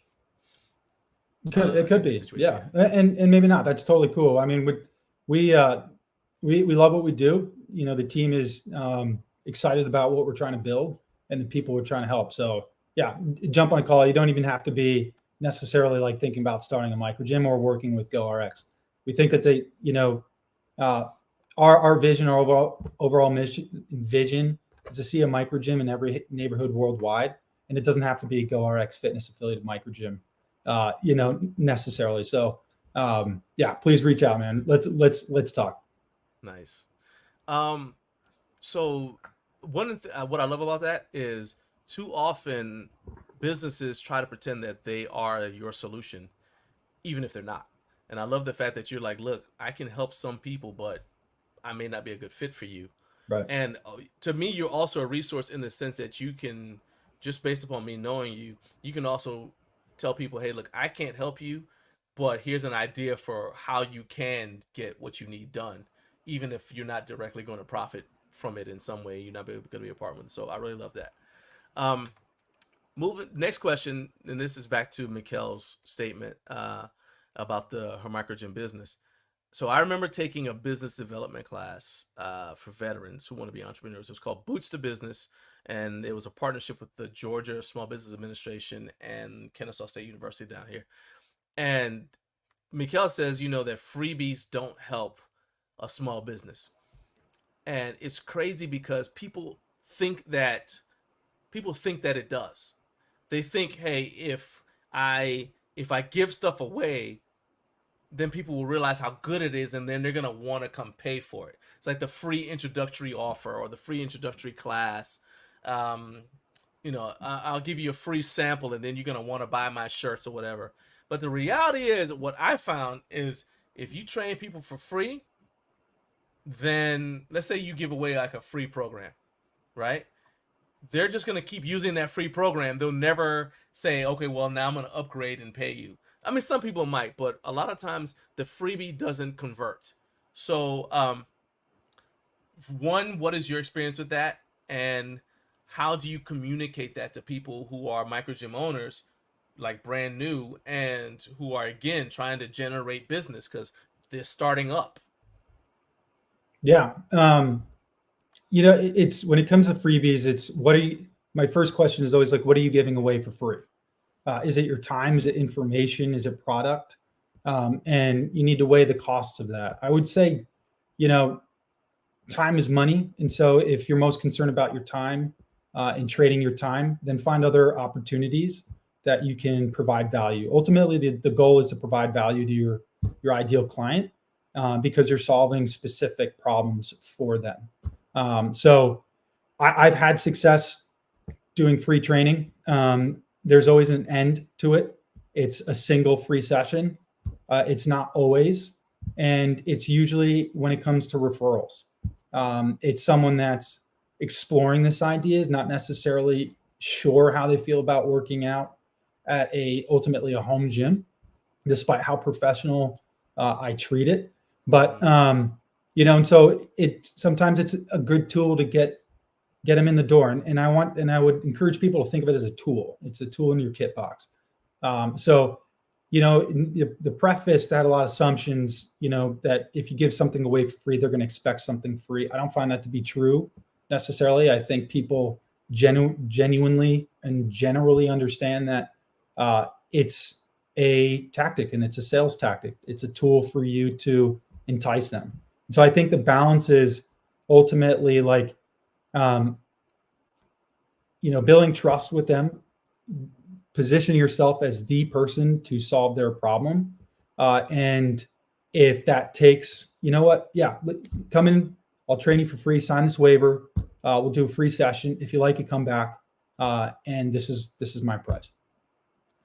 All right. So we got a couple. So we have a response from Tim that actually goes along with something else that I was going to ask you about. Do it.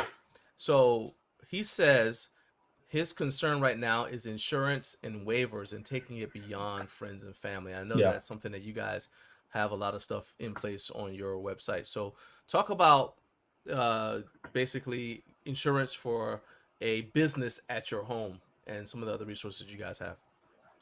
Yeah. So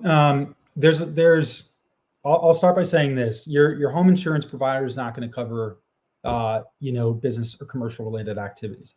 So the first thing is always for touch base with them, because maybe they've got an umbrella policy that you can pull in and save on costs. So I'd say you'd want to look into commercial insurance policies, and you're going to want to specifically look into the exclusion clause when you get that policy or when you take a look at the policy as you're shopping. Where people get themselves in hot water is in those exclusion clauses. And what an exclusion clause is, it's the insurance company telling you what they're not going to cover.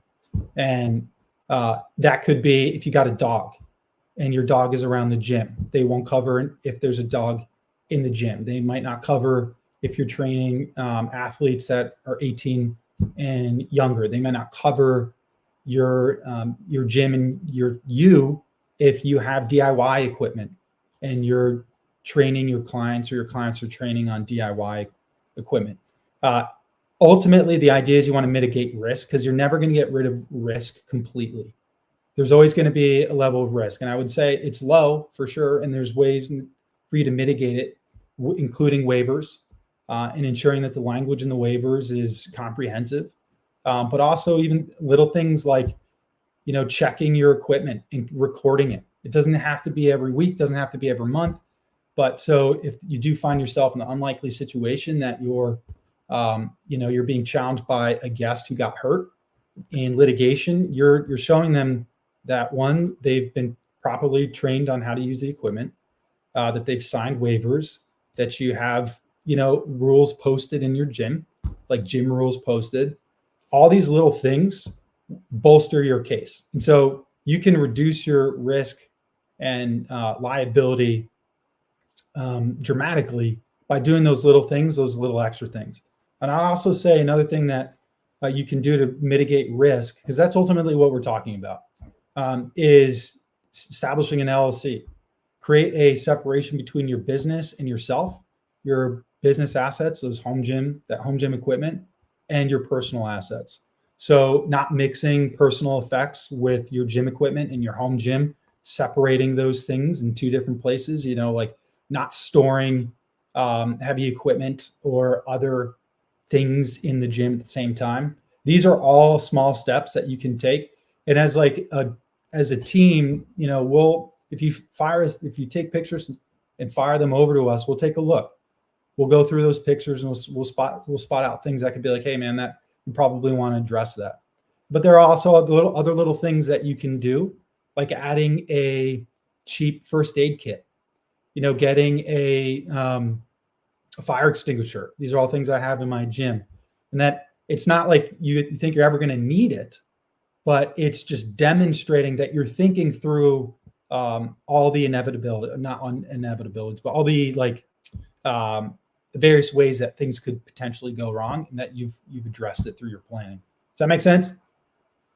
Yeah, and I mean, there's a couple. So first of all, a lot of the recommendations that you made apply even if you just have people training with you and they're not paying you, because let's say you're training your friends.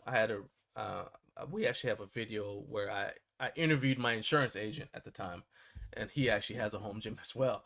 And so we were talking, and I was like, one of the things he brought up is like loss of consortium.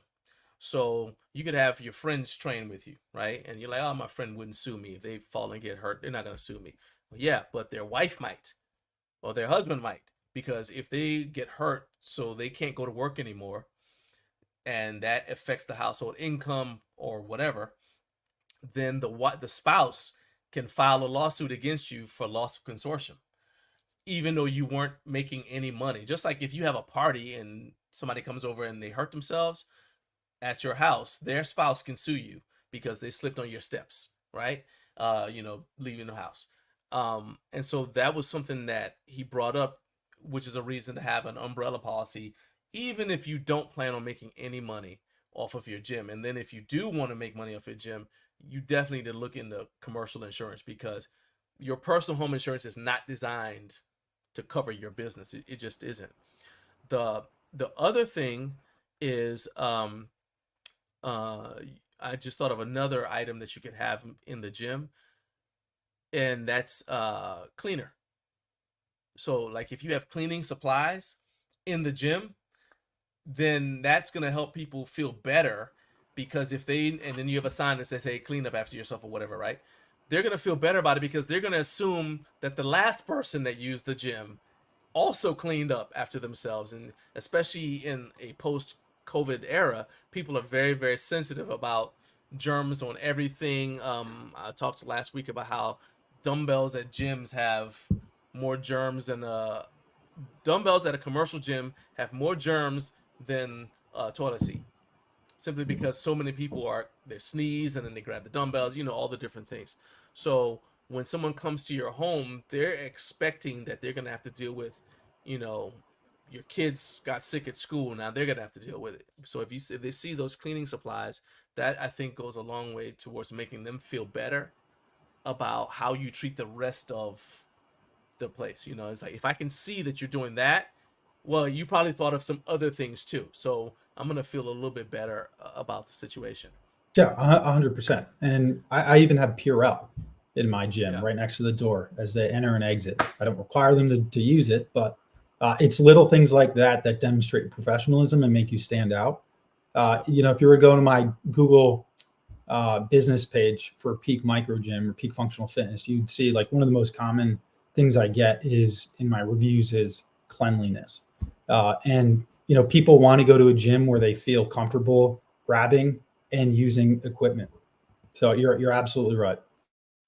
Um, so we talked about insurance. It's something that a home gym owner who wants to start a micro gym or whatever would need. Another thing, man, that especially since it's tax time right now, and every year at tax time, I say I'm gonna do better. But you and I were talking about Stay in my how existence. there needs to be a micro, like there needs to be an accountant, some sort of people who are familiar with not just accounting and tax law and all that kind of stuff, but just somebody who understands what it's like to have a home gym business Mhm. and also knows the financial side of it, because there's so many different ways that you make money when you have a home gym business. Okay, not necessarily a micro gym business like in a commercial space, but I'm like, for what I do, there's so many different ways that money comes in that I have to explain, well, this is what that is and this is how I made money from it. So is how do I tell the IRS what it, how do I categorize it when I'm telling the IRS I made money from this thing? You know what I mean? And so it would be helpful if that's the biggest thing I would say, especially like right now, I'm doing my taxes. So that's the number one thing that would help is Same. like having somebody I could send receipts to and say, okay, you're my bookkeeper and you can help me out with categorizing these things to make my life easier at tax time, even if I still file my taxes myself. You know what I mean? You said you were looking for something like that right now. Am I correct? Yeah. So a little context. So my position is micro gyms are inevitable. Like uh, this community of people who run businesses from their home gym and offer this private space to their communities is inevitable, and it will grow. It might take some time, and it might take a couple of years, but it isn't as inevitable as Airbnb was. And so we're on the ground floor of something that I think is going to be uh, household. It's going to be a household name, pun intended. Like micro gym is going to be something that is common phrasing that people will understand. Just general pop will understand in the future. And so we think there's an opportunity here. It's not GoRX necessarily, but we think there's an opportunity for people to become the blank of micro gyms, right? And accounting is one of those, like I said just a moment ago, it's the bane of my existence. I freaking hate it. And there's people out there that love it though, that love numbers, love crunching numbers. I mean, our own bookkeeper, our own accountant love doing what they do. And so what we're trying to do is we're trying to reach out to people or find people that are accountants and that are home gym owners and that would love to be that influencer or that thought leader in the space. And so we're just saying, hey, the tide is rising. There's a need in this community. Is there someone out there that wants to fill this need? And I mean, I know that we're, like I said, we're on LinkedIn right now as well.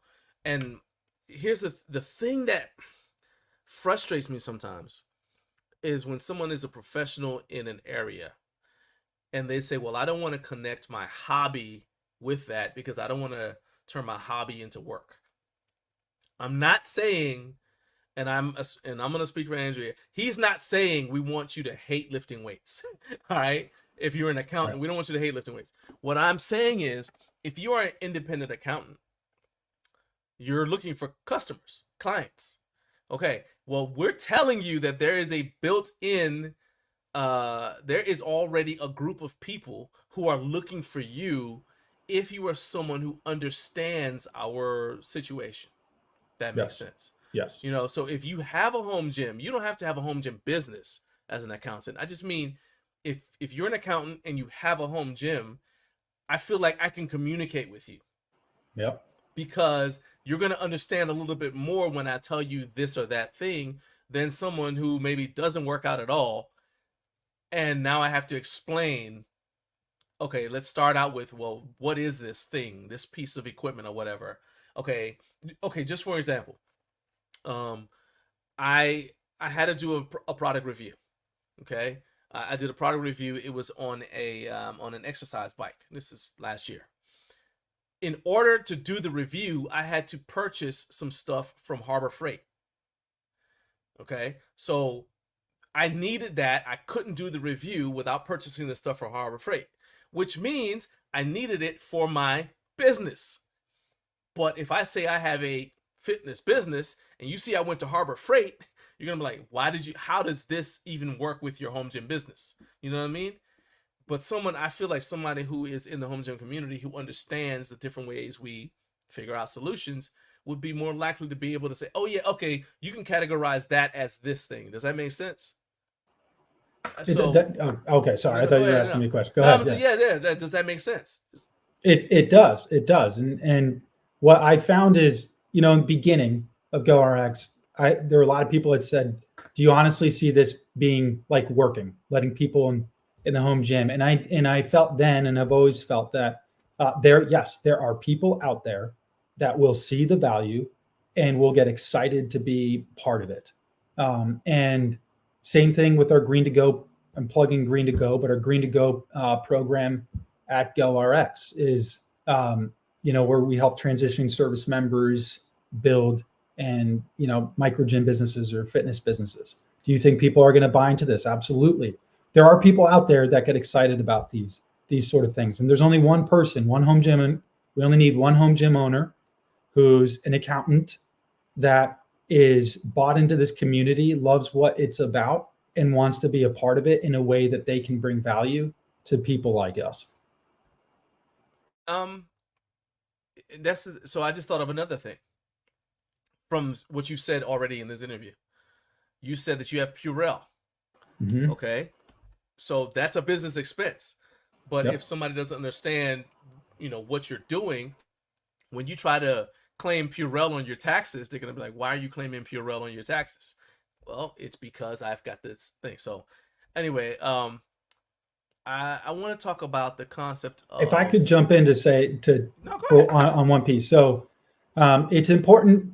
I haven't seen this yet, but so it's important if you're going to start expensing things for your home gym business, that you're not just doing it without trying to win sales and revenue, right? You're required by the IRS to turn a profit I think it's 2 out of the first 5 years of your business. And if they audit you, which is very low probability, but if they audit you and they discover that you're expensing a whole lot of things, but you're not generating revenue, they're going to downgrade you to a hobby. And then you won't be able to take advantage of those tax benefits. So that's actually a really good point. Yes, you need to generate income, or it's not a business; it is a hobby. Right. Even if it's a side hustle, you need to generate income. Yes. So let's see here. I want to talk about the idea of separating your business from your home. So we had a comment. I'm scrolling back over to look for it. So Keith said that the target audience is tough. He was referring to finding your target audience because he said you got to find the right people that don't bring drama to the house. He said he's a veteran, so peace is important. I completely, yes. People who aren't veterans, especially combat veterans, we tend to be switched on a lot more than people like. I'm not saying we have triggers, but I mean, there are things that we react differently to stuff. Assess threat everywhere I go. Heck yeah. I don't go in the restaurant. Everybody's like, you should calm down. Like, this is a side note, but the less other people are concerned about potential threats, the more concerned I am.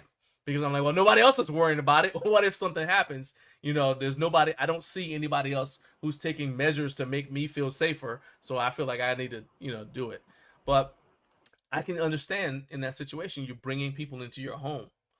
And even if it's separated from the house, there's still a stranger coming to your house. I don't care if they're coming to the shed, the barn, whatever. And Anna Woods, who is the founder of She Strength, just moved her business from her home. It was in a barn detached from the house. And she still said that her business had grown to the point where she had so many people over all the time that it was tough to just be at home because her business grew. She had another trainer working there. She had clients coming all of the time. And she's like, it was tough to just live. So how do you help people understand, look, you need to set some hours and schedule, because otherwise you don't want to turn down money, but you're going to have strangers at your house all of the time if you don't set up some, I don't want to call it boundaries, but a schedule. Yeah, there's a lot to unpack in all that. So first, I would say she needs to be a guest. Bring her on. Start picking her brain, because if she's been that successful as a micro gym owner, she's going to have a wealth of information to share. And what an awesome problem to have. I plan to connect the two of you guys. Yes, I think she'd be great at the very I'll pick her. but I'm going to have you on. I'm going to have her on for sure. You. Yeah, awesome. Yeah, no. Listen, if you're so busy that you need to move into commercial space, like bravo. That's the goal, right? A lot of people that explore this idea want to work themselves or want to create a job for themselves. Maybe they're not happy in what they're doing, and so this is a way to sort of channel a passion and generate income at the same time. And if the goal is to actually run it as your full-time business, that is a really great problem to have, because you're entering microgym the microgym startup costs relative, if you've already got your home gym, is super low. Like it's not a ton of overhead. My overhead in total, including my insurance, is like $180 a month. And I turn a profit, no problem. I can turn a profit on 2 clients. So if you find yourself feeling like that's not my home anymore, that's a good problem to have, because now it's time for you to think about moving to commercial space and graduating into a more traditional, gym model, which present its own challenges, but now you've learned a lot and you're ready to make that step. As far as like business hours, there's always going to be an experimentation phase here. And I would also say people really get excited about this. They get really pumped up, and myself included, when I first opened mine. And I, like, 5 a.m., my gym was open at 5 a.m. and it closed at 10. And I found out that, over the course of some time, it was a couple months, that wasn't going to work for me long term. I liked not having to compete for my own gym. It didn't make sense to me. So I changed my hours, and my hours start at 10 a.m. That way I can give myself and my wife plenty of time to get in our workout without having to cram in between guests. And I also cap it like 8:00 p.m. So I would say, find, like, what are you willing to give up, right, for this business? And then what does market fit mean for you? And what I mean by that is, your gym is a product, and what you're offering is a product. Think of it like a product. And market fit, which is a moving target as far as how you define it, is essentially where the product is meeting the need of the market. Like, there's a balance in the product, like a balance of supply demand. But because this is your own home, there's an aspect to this that you have to weigh what you're comfortable with and giving up. And so, like, my product market fit, as I define it for myself, is 5 clients. I'm happy at 5 clients. That's all that I care. It hits a revenue goal that I set for myself. And that's it. Maybe you're a person that wants to push yourself out of your full-time job and grow this into from a side hustle to main hustle. And so you define your market fit differently, right? So, a lot to unpack there. Happy to dive in a little bit further, but I'll stop there. So the first thing is, you said clients. So you have opened up your home gym for people to kind of like rent the space, Mm-hmm. as well as you have personal training clients. Am I correct? Correct. Okay. So I just wanted to make sure that people understood, is like, you have your 5 clients. So these are 5 people that you're training, but then you also have people who can come in. Let's say they want to try out a Body Solid product and they're in the area. Yep. And you happen to have it. Okay, I got you.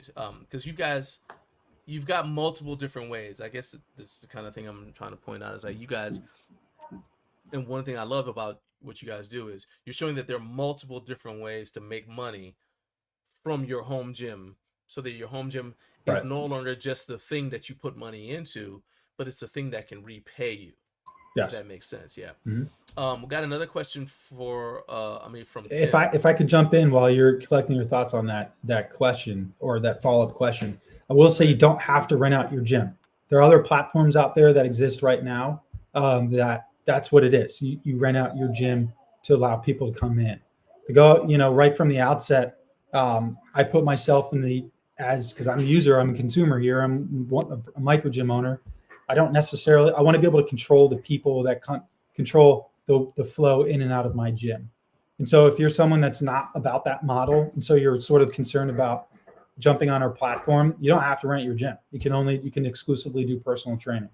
And so, in part of your sales funnel, and this is stuff we would help you walk through or talk through, is vetting. How are you vetting your clients? And so it first starts with defining what your ideal client is. So this is a person you're comfortable working with, broadly speaking, stereotypically. And then you can interview these people. The nice thing about being a business owner is you can say, hey, listen, I don't think I'm a great fit for you. It's not going to work at my gym. I recommend you trying and talking to these other gyms. So there's ways to control the people that come and use your gym. I happen to also allow people to rent my gym, but I give myself a 24-hour buffer. I can set whether I confirm a time them that they can come or not. So like in the platform is a solution. We allow the gym owners to determine whether an event on their calendar requires you to confirm that they come. So if you miss that confirmation, that person won't, get a notification that they've been allowed that time slot. If that makes sense. Oh yeah, and that actually goes to one of the things I was gonna ask you later about automation. Like I know you guys have some software that's available to help make the process of doing this kind of stuff a little bit easier, so you can connect people to software like the scheduling calendar.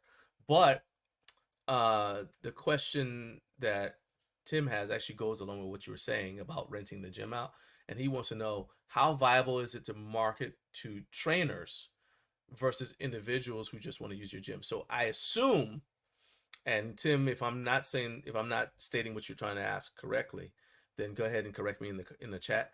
But I assume that he's saying how viable is it to market to a personal trainer who may have a client that's near you and he wants to use your space to train that client. So you don't have to be, basically you provide the space and then they go in and they're able to work out, they train their client in your space and then they leave. So there's a bunch of stuff that goes with that. First of all, to me, it seems like that trainer needs to have insurance, because then maybe their insurance will cover if they do something to get the client hurt, because that's something you'd have to worry about. What if this guy programs something, the client gets hurt and they want to sue you, for whatever, the fact that they did, I don't know, max rep good mornings or something, and you had nothing to do with it. Yeah, I would say first to answer the first part of the question, yeah, it's absolutely viable. And I think there's a win-win situation for trainers and home gym owners or micro gym owners here. And you can, one of the selling points as a personal trainer at a Globo gym for moving your clientele or moving your business to a micro gym is I'm not taking a 50 to 60% pay cut from every session for my work. So that's a huge selling point, because as a micro gym owner, you can offer them like, hey, you just pay me a monthly trainer subscription and you can train X many clients per month. So it allows the trainer to charge less because they're still pocketing more. But I will say there's a right and wrong way to do this. And the wrong way is to handshake agreement and just to let them bring in their people, basically, as you noted. The right way is to ensure, that you're vetting this person, and that's just doing like one of our teammates likes to say things like sniff test. Do they pass the sniff test? Do they pass your vibe check? Also, are they insured, and requiring that they are insured? And if they are insured, requiring them to name you and your place of business, your principal place of business, as additionally insured on their policy.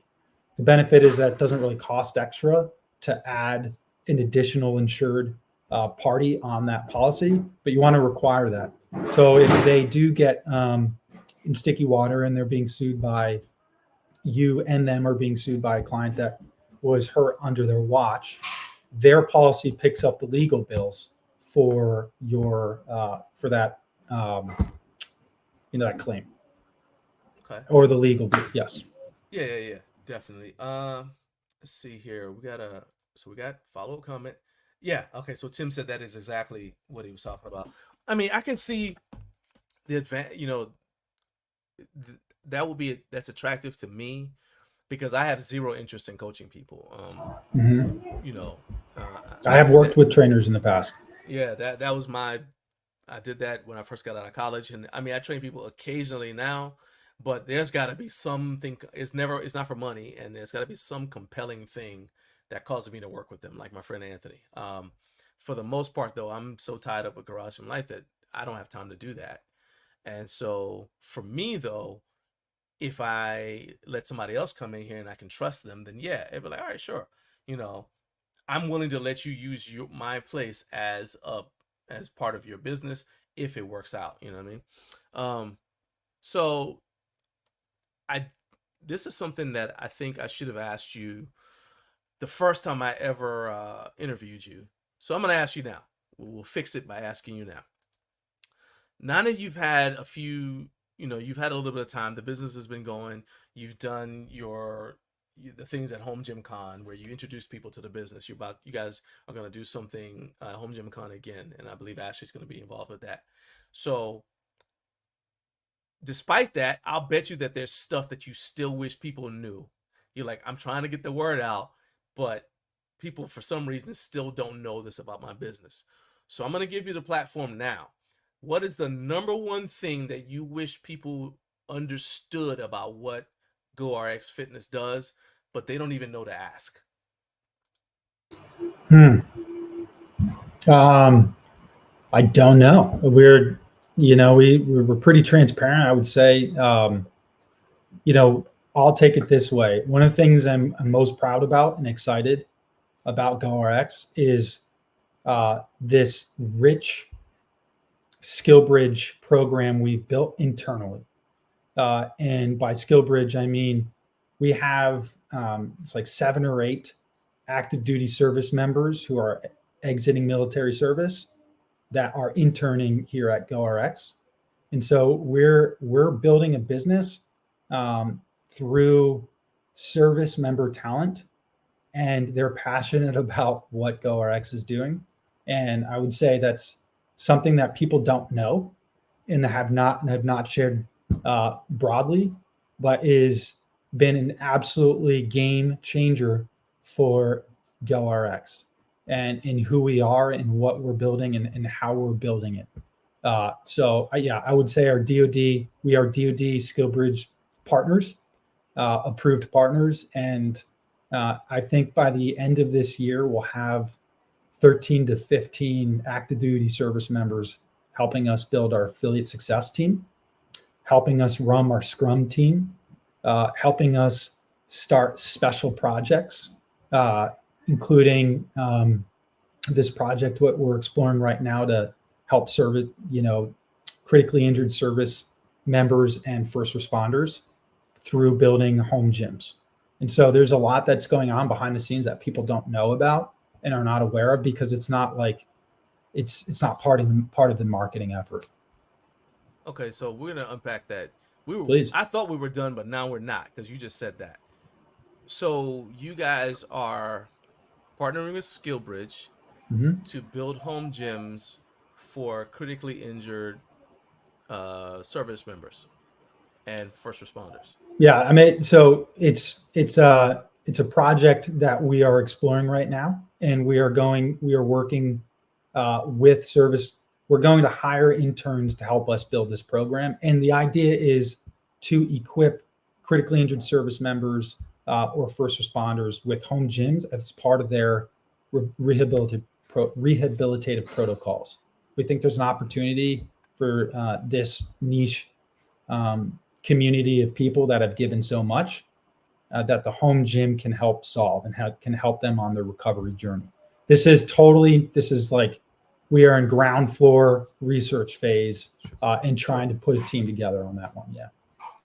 All right. So the reason I asked that is because that goes with my next point, which is if someone is, let's say they're within the last year before they get out, all right, and they're getting close to EOS, and they want to get involved, they want to get connected. Like, hey, I wouldn't mind becoming a personal trainer or something like that, and I'd love it if I could do it from my house so that my overhead is low. How would they get connected with the GORX in order to start exploring that? Yeah, awesome. That's our Green to Go program, and it's specifically for those individuals that are within a 180-day window of exiting active duty service and want to start a fitness business. So we've broken it up into blocks that it's pretty flexible, so it can be done part-time, full-time, depending on what command approves, and it's business foundations, marketing strategies, branding, insurance, compliance, all that stuff. We break it all into blocks, and they will build a business plan. And that business plan essentially is there's a capstone project, which they'll pitch to a sort of Shark Tank scenario with guys like you, John, who will sit down and help provide pointers and feedback on some of their on what they pitch as far as their business plan.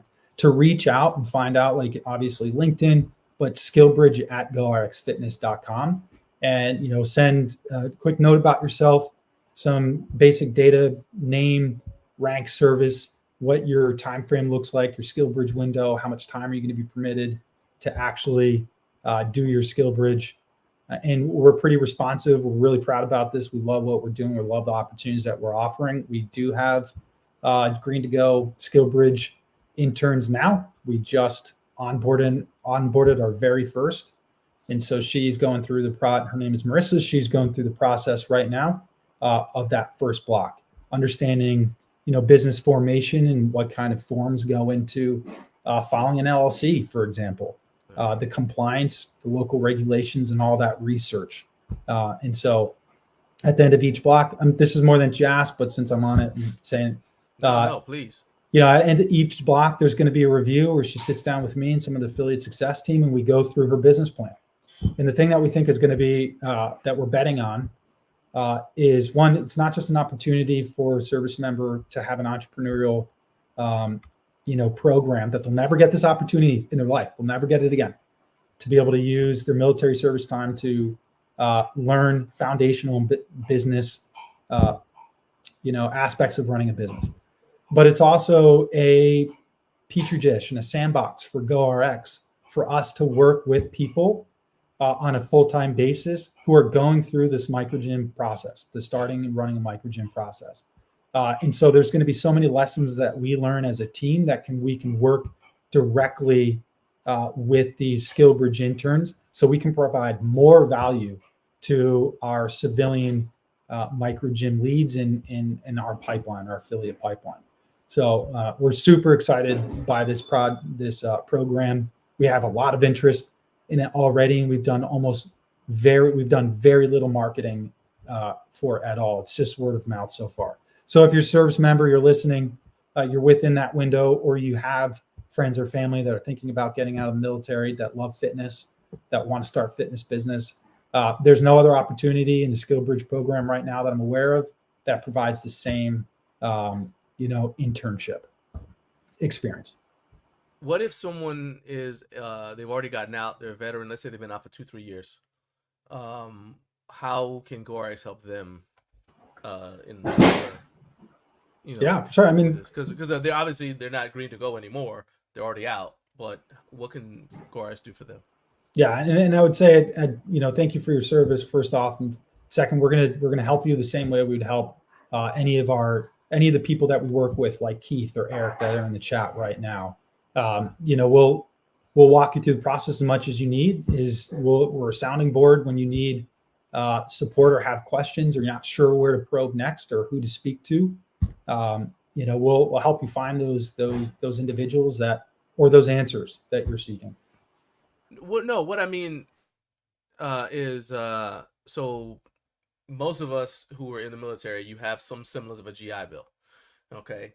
And sometimes, so if you do an apprenticeship, for those who don't know, if you do an apprenticeship through, I don't know, the IBEW, and you want to be an electrician, for example, you can use your GI Bill towards paying for that.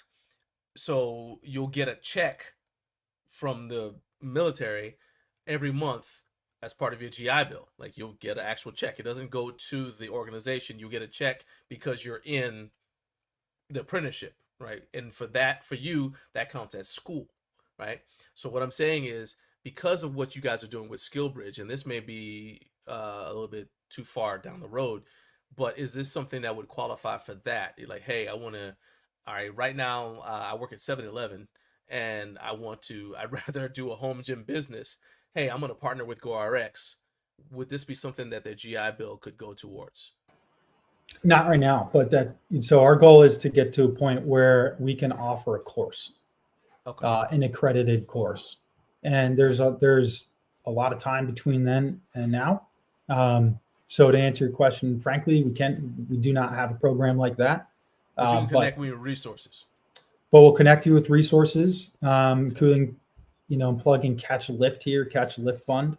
They will grant up to $1,500. I believe it's $1,500, $1,200 or $1,500 a year to service members.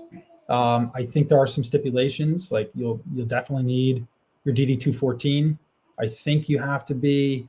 I think there's a threshold for VA disability rating, and whether you've been injured in combat or a combat theater or not. So there are programs out there that can help fund, your home gym aspirations. We've talked to a few people that are actually in our pipeline, our affiliate pipeline, that have been received funding from Catch a Lift. But there are other resources that we'll point you to. The goal is to get to a point where we can offer an online course with live instruction, and if not live instruction, it's a live teacher on recorded classes. Awesome. Well, man, I've kept you away from working, just chatterboxing with me all morning, and I know you gotta, as everybody could hear, you've got a lot of important stuff that you need to do. So I'm gonna let you go, but before you go ahead, let people know. I've already got the banner going across, letting them know to go ahead and follow you on Instagram and to check out GORXFitness.com. But go ahead and let everybody know what are the best ways to get in touch with you if they want more information. Yeah, for sure. So Instagram, obviously, LinkedIn through our business page or my personal page. I'm most active. Like you'll see, I'm not active on social media at all on my personal pages, but I'm pretty active on LinkedIn. Our website, for sure. You can always email us as well, info@GORX Fitness. I'm Andrew at GORXFitness.com. We'll get you plugged into our team members here. And if you got specific questions, we're pretty, right now we've got the availability to jump in calls. Like people you're going to be talking to are guys like me and Trevor, my co-founder, in addition to other team members. So there are a lot of different ways you can reach out. Just reach out. Like there's no skin. It's all free. We're not asking for any money. If you're just exploring it and you want to learn more about it, please reach out. Happy to talk about it. Awesome. All right, man. Well, like I said, I appreciate you coming on here. We're definitely going to have you back. And if anyone has any questions, I actually have a couple of people to refer to you. Like I told you, one of my sons, at some point, I have a vested interest in this because at some point he's going to get out of the Marine Corps and he's going to need, this is what he wants to do. So I need GORX to be up and running and ready to go. So when that Staff Sergeant Greaves gets out, and he'll be higher ranked by that time, but when he gets out, I need GORX to be present to help him. So not afraid. I love what you do, and I'm 100%. Anything I can do to help you, if I can do it, ask, I'll do it. All right. Roger that. Yeah, man. All right, man. You take your dang beautiful blowing hair off of my dang show, and I'll talk to you later, man. All right, brother. Take care.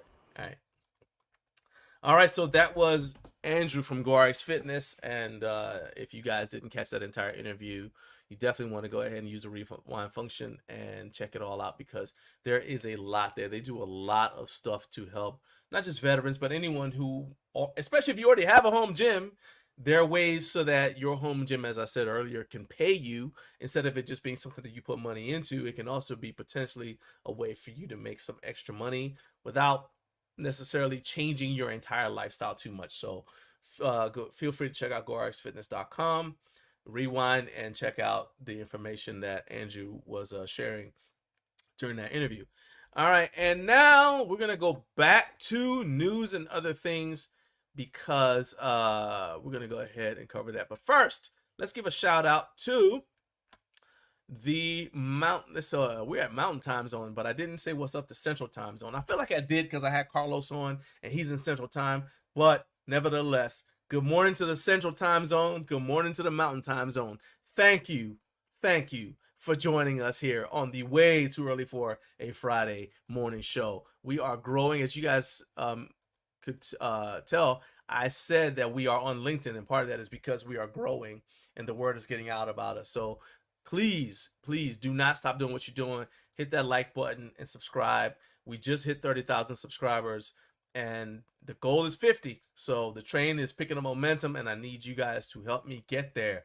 Just like, if you've already subscribed, share the video with somebody else. Share the channel link with somebody else who can use this stuff. All right. Next thing, we're going to go into, that's right, Tales from my inbox. All right. So you guys like laughing at my pain when I get these ridiculous offers. So I'm going to go ahead and just tell you. So the first thing is, this is a resistance bands update. As you guys know, I get a ton of, for some reason, everybody's sending me resistance bands. And a brand reached out to me with an offer to review their wall-mounted Smith machine. Okay. The catch is that this Smith machine replaces barbells and plates with resistance bands. So if I were to agree to this, you know what I'm going to get in addition to the machine. That's right. I'm going to get another set of resistance bands to add to the 2 packs of resistance bands that we received last week from an unrelated brand. Okay, so I already had a bunch of resistance bands. I gave some away. 2 more packs showed up last week anyway. And now I just got an offer from a brand to review their product, which is all about resistance bands. So I know more resistance bands will be coming my way. And I just got to tell you that I am not feeling it. I am not feeling it at all. And yeah, I see your jokes, getting the band back together. I just like the butterfly thing, I am not going to help them make my life more difficult. So I'm going to have to pass on that opportunity. Next, and this one, I want you guys to go ahead. You can chime in if you have any information about this. I got an email, and I'm going to read the email. Jessica, someone named Jessica, wants to work with me, but her products are apparently a secret. I'm just going to tell you what the email said. Okay.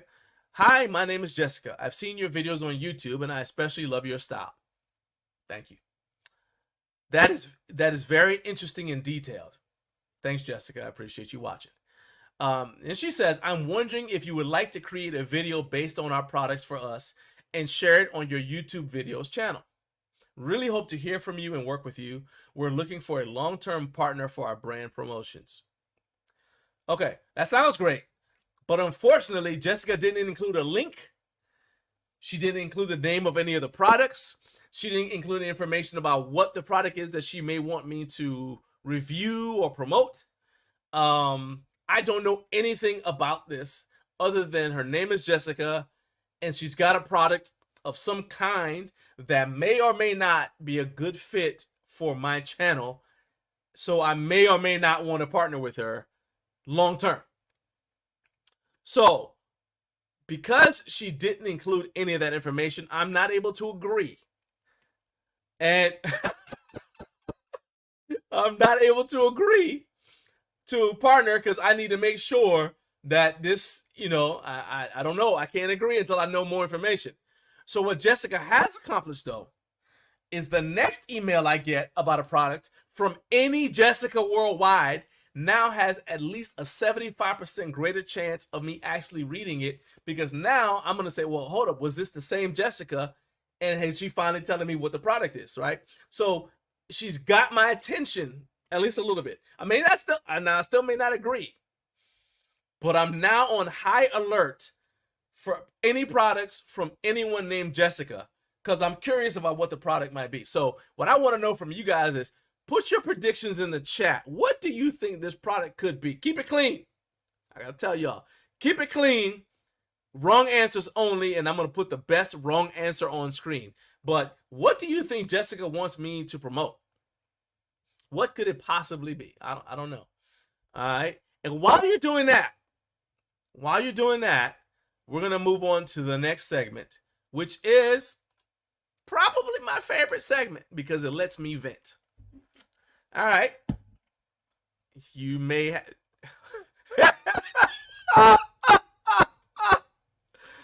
Okay. Carlos said he thinks it's Spanx.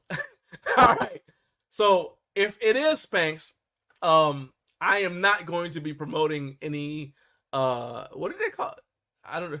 Figure flattering Spanx on my. I'm not putting on Spanx. All right. I ain't about to be in no Spanx here on my channel. Trey Z said pink fitness bands. Okay, I might get my wife to do that. I'll let her be in charge of the pink fitness bands. Unfortunately, that would mean more resistance bands in the house. So that already gets a thumbs down from me. Adult diapers. Adult diapers. I don't feel like adult diapers is going to get any airplay on my channel.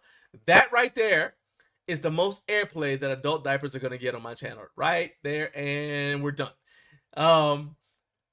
At Garage Gym Radio. Jake, I need to send you when I get off of here, I'm going to message you because I got another. This is not really part of the show, but another brand reached out to me and they said that they want to be connected. They want me to connect them with Home Gym Con because they want to be connected to the Home Gym Con community. And I was like, I don't know. Okay. I don't know. But, you know, then I was like, at first I was like, I'm not about to connect Jake with these people. But then I said, hey, he let Titan Fitness be at Home Gym Con. So there you go. So that was my inflammatory comment. So basically, if you're doing this sort of thing, you have to say inflammatory things to get people worked up so they get mad and they type stuff at you in the comments and in the chat because that boosts your engagement. So that was my inflammatory comment. So everybody that loves Titan, you can now feel free to post something hateful against me in the comments about the fact that I don't like Titan Fitness. Anyway, so back to what I was saying. So Jake, I'm gonna hit you up when I'm done with the show. I'll just shoot you a text. All right, so you can be on the lookout for it. All right, now let's go into. You guys go ahead, keep your thoughts, whatever Jessica might be trying to get me to review. Go ahead and put that in the chat. But now we're gonna go into the star of the show, probably our second most popular segment after the Friday dance party, and that is the recliner of rage. It's the recliner of rage. It's the recliner of rage. 'Cause he's not happy.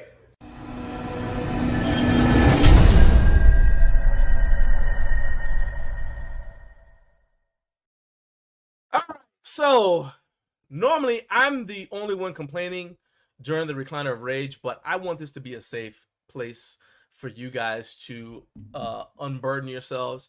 So if you have any fitness products that have you in the recliner of rage, we're going to try this. Go ahead and drop in the chat what's got you mad. All right? Drop in the chat and I will read off your comments before we move on to the next segment. So Trey Z says organic bamboo gym mats.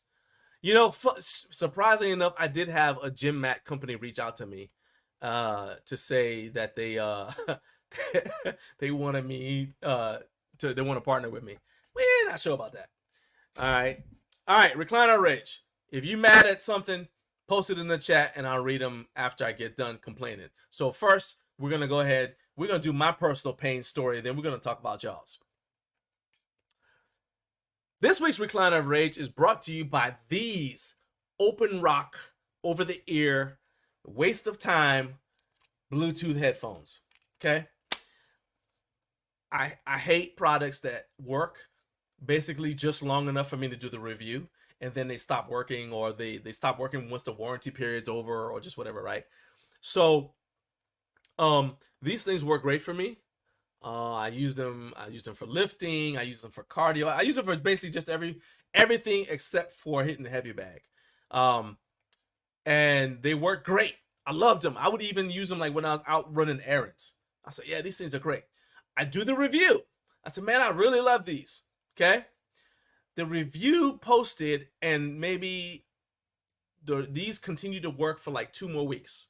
And then the right headphone refused to charge up. So I said, well, maybe I'm at fault, and I let's reset it back to factory settings. Maybe I did something wrong. Okay.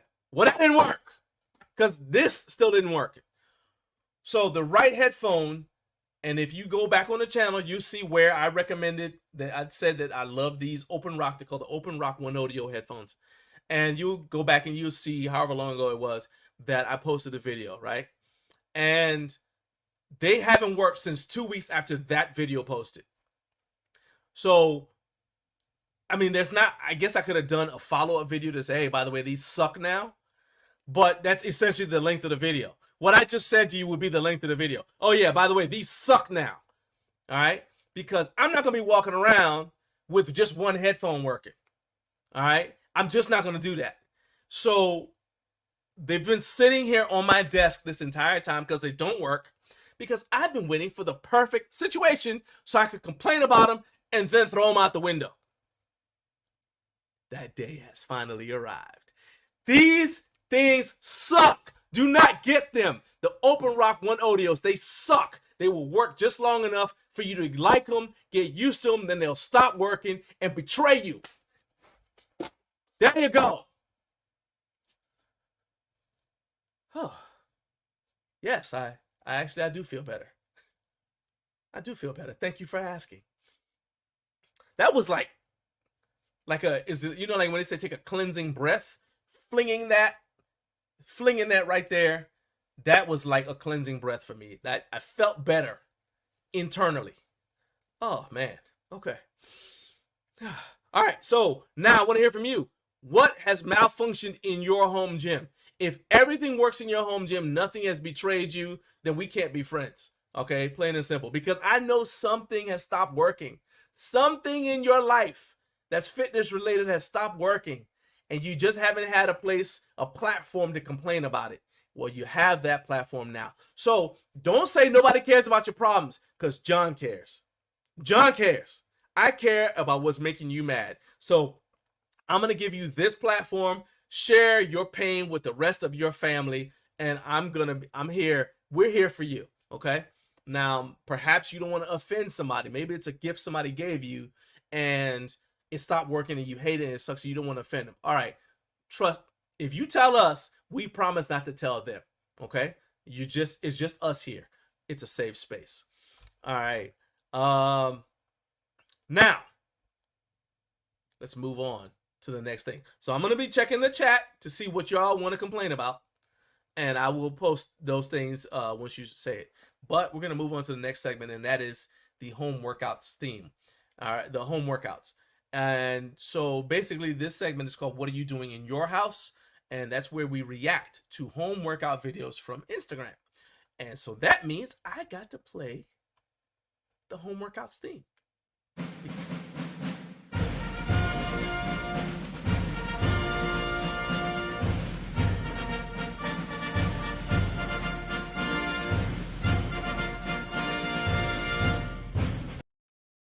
All right. So the first home workout is actually one that came from the homie Ashley Romiak.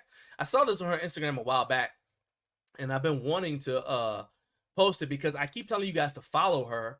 And you guys, if you're not already familiar with her, you don't really know like what you're gonna get. So I said, well, this is a pretty cool video. So here's a home workout video that she posted where she's also talking. So here we go. Here's Ashley. Every morning there's a couple stretches I do without a doubt because it sets me up for success. And today I'm about to give you one of those $1 million morning stretches, so pay attention. It's super easy. One foot, I step it behind. I'm like, ooh, ooh, how about we, ooh, there we go. Right, so then you grab up, you reach, and you push that hip open. And one of the reasons why I really like I'm gonna say you probably need to make that noise in order for the stretch to work. All right. So remember now. I hope y'all wrote that down. You got to put your foot behind yourself, behind your other leg 3 times. Then you got to say ooh each time you do it. All right. Let's keep going. Like this is because I have a really tight back right here on the outside, the QL muscle, and this, ooh, yummy, ooey gooey, it just gets right in there and stretches it and opens it up. I do this every single morning, about 30 seconds on each side, and I'm ready for my day. Within a week, you'll notice a difference. Sit into that hip. I can stretch my TFL. I can stretch my IT band. And then I reach up here and I really just kind of push, like you're trying to be a giant banana or a half of a moon. And find, like you rotate your chest down, rotate your chest up, and find that spot. It's really sticky. I've never so I watched the first part of this. I hadn't watched that part. So I've never imagined myself as a giant banana. But now I am, okay? Or really tight and just breathe into it. This is the yummy stretch that I was telling you about. Try it out, incorporate it into your morning routine. I promise you, you'll feel really good. All right, so yes. So I hope you guys are all at home imagining yourselves as a banana or the moon, whichever kind of resonates better with you.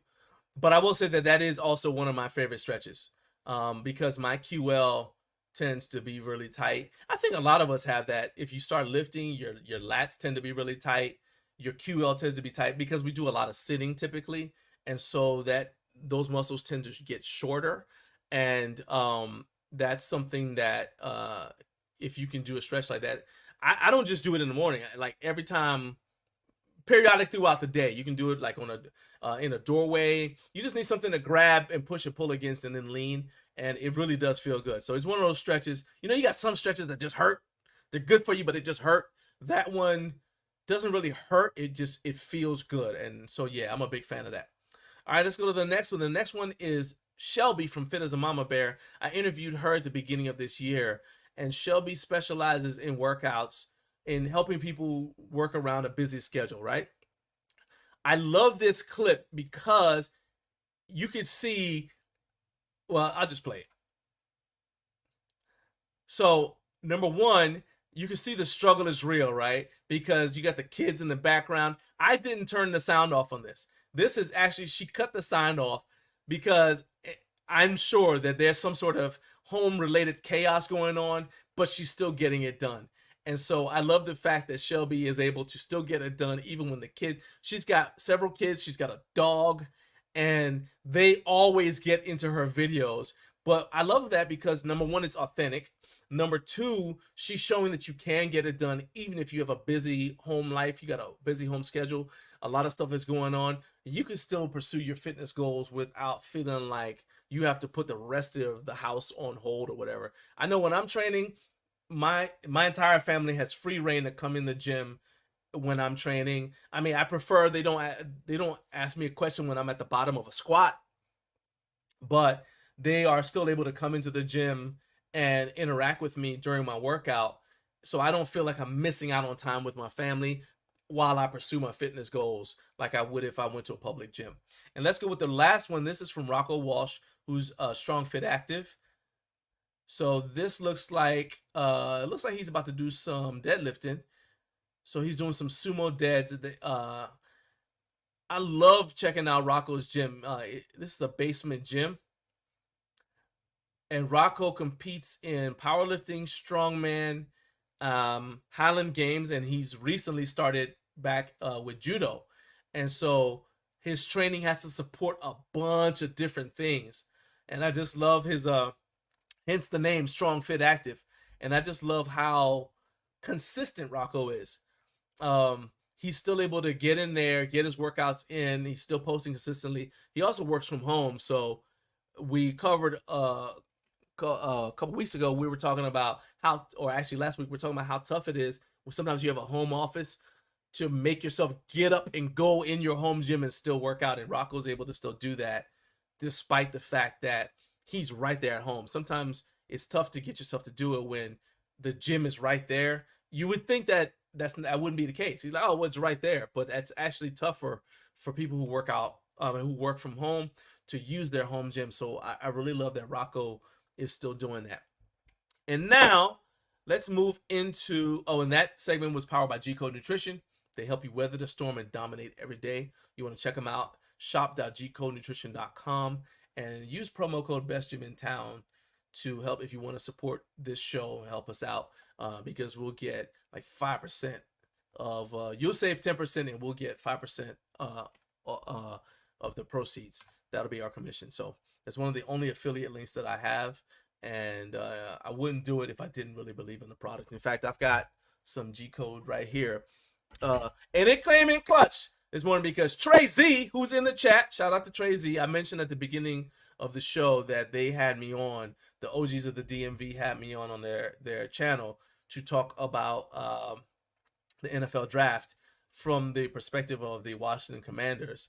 And I was like, when they asked me, I said, man, this isn't really my wheelhouse. I mean, I can talk about the NFL from the perspective of a fan, but I'm not really an expert, you know. I said, and they said, oh, just pretend you know what you're talking about. I said, oh, heck, I do that for 3 hours every Friday. No problem. I can do that, no problem.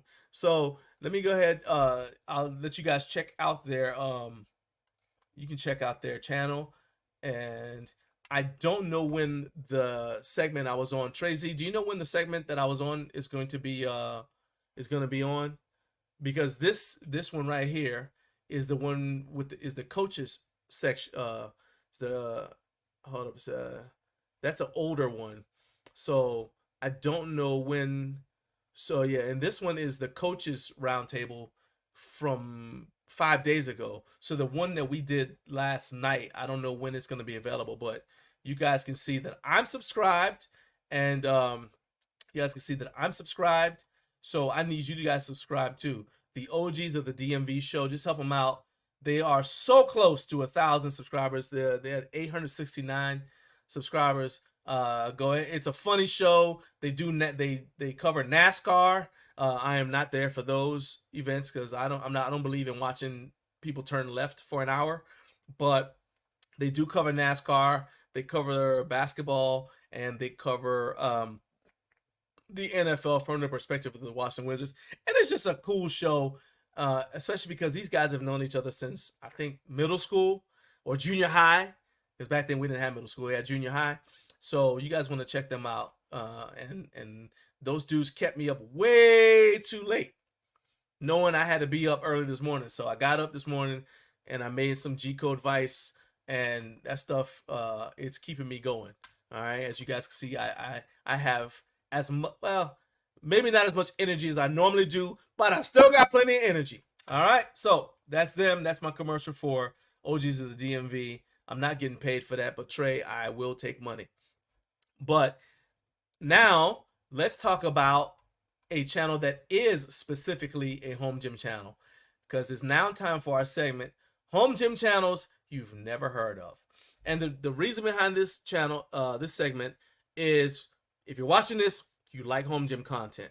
But a lot of times YouTube doesn't recommend home gym channels to you because either they don't categorize themselves as home gym channels, even though they film all their content in a home gym and it's all about a home gym, but they don't necessarily get categorized as a home gym channel because YouTube doesn't categorize things as home gym channels. Instead, I get recommended a lot of stuff that's home improvement, you know, depending on what the video was. So if I watch something from Kaizen DIY, for example, it's going to be DIY stuff. So YouTube thinks I want to watch a whole bunch of DIY stuff. So they're going to start sending me videos about, you know, I don't know, reupholstering a couch or something like that, when that's not what I'm interested in. So we are here to fill in the gap, and I will recommend home gym channels to you. And I only recommend home gym channels that are successful because I want you to check out proven products. So today's home gym channel you've never heard of is Ryan Humiston. And let me go ahead and I will pull up Ryan Humiston's channel right here so you guys can check it out if you are watching the show right now. So Ryan Humiston's channel. And what I like about him is, to be honest with you, he's hilarious. he's got 1.98 million subscribers, and he shoots his videos from his garage gym.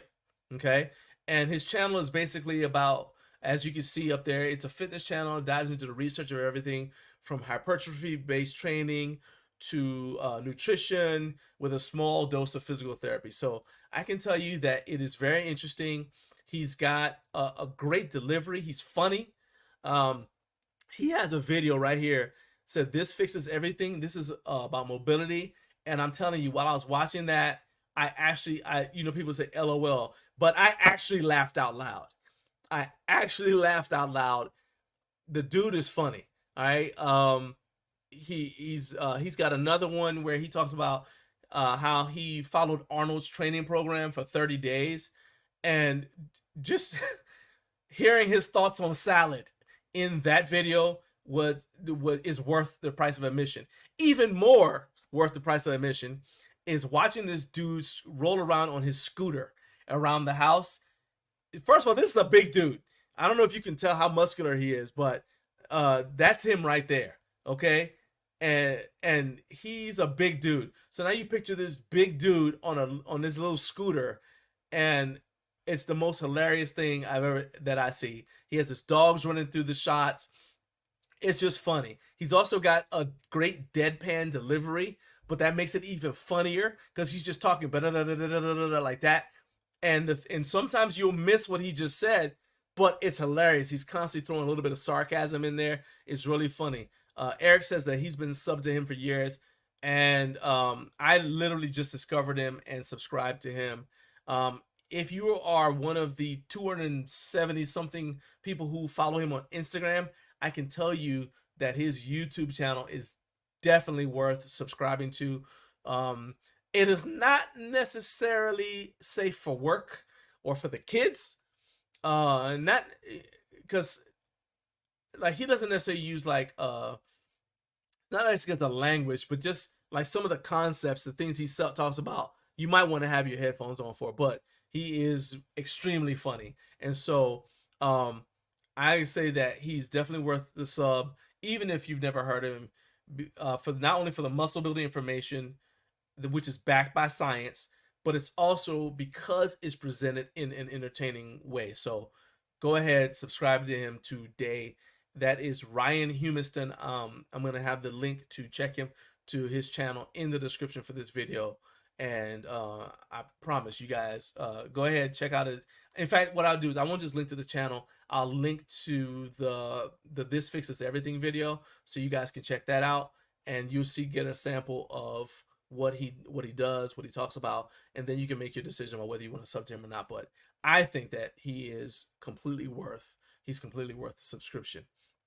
All right, and now grab bag. We've got time for one more segment. So what I need to know from you guys is, would you rather hear me talking about how you are more disciplined than you think? I mean it. You're more disciplined than you think you are. Or do you want me to give you an update on how my Crandall Fitness monolift attachments are working and the struggles that I've been having with them? So put in the chat which one you want to talk about. You want to talk about my Crandall Fitness monolift attachments that I got to help me with bench press? Or do you want to hear about why I think that you may be more disciplined than you think you are? Because people always talk about, oh, I just don't have the discipline for this, or if I only have more discipline, I wish I was more disciplined. All right, you got a lot more discipline than you think you do, and I can prove it. So you want to hear about that, or do you want to hear about Crandall Fitness monolift attachments, including my most recent gym fail involving the Crandall Fitness monolift attachments? So there you go. Let me know. I need to know. Put it in the chat and tell me what you want to hear about while I do some cleaning up here. And I'm going to go back and make sure I didn't miss anything.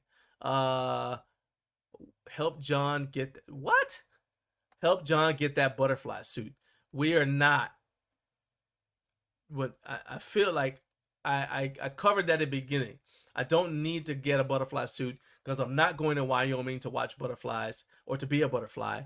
Instead, I can get butterflies sent to me right here at the house and I can have them go from caterpillar to butterfly and do that in the comfort of my own home without having to travel anywhere.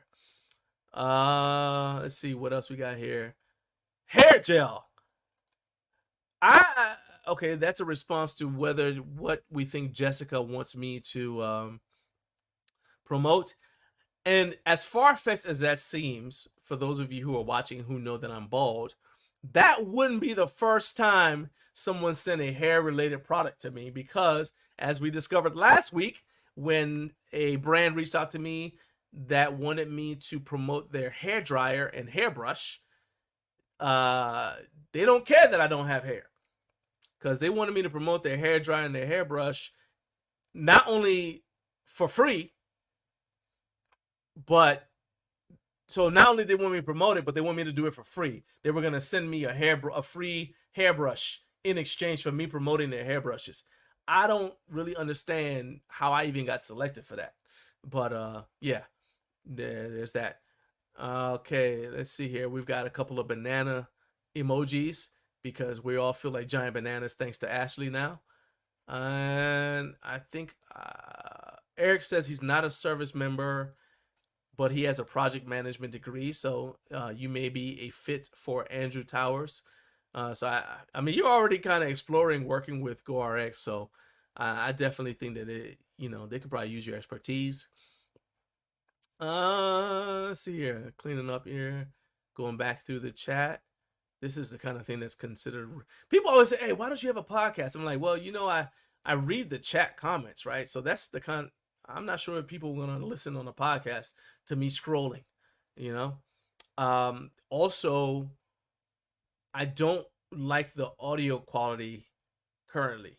It's okay for watching, but I don't think that the audio quality is where it needs to be for me to do a podcast. Once we get that sorted out, then I'll go ahead and I'll do we'll explore having this just as an audio only format as well. Plus, YouTube, there used to be Google Podcasts, and then YouTube decided they wanted to get into the podcast game, and then they canceled Google Podcasts because they want you to use YouTube Music, and I don't think that's a good solution. Nobody who's in podcasting is happy with YouTube Music as a podcast platform, so we're hoping that Google is going to do something to fix that and clean up the bugs. For example, I think that you guys shouldn't have to have YouTube Premium in order to be able to check out this show live.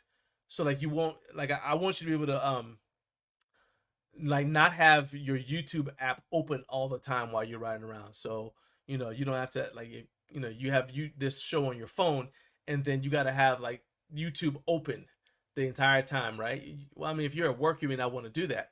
So I think that if they made it possible to have this programs like this, so that you don't have to have the YouTube app like open all the time like you can with YouTube Premium, then I think that will go a long way towards making it more successful. All right, so let's talk about Crandall Fitness monolift attachments. All right, so I got the Crandall Fitness monolift attachments because I'm at the point now where I am stronger than I ever have been on the bench, in the bench press. Every other time I've gotten to this point in the bench press with this level of like where I'm handling loads this isn't the heaviest load. To some people this may mean nothing.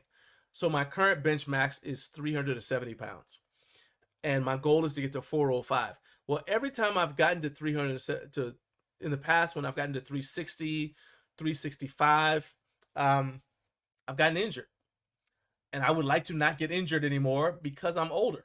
The first time it happened, I was in my 30s, and I got injured, and I heard a pop, pop, pop, pop, pop in my shoulder, and so I got to spend the day at the local urgent care, with my arm in a sling, and I don't want to do that again. And then it happened again later on.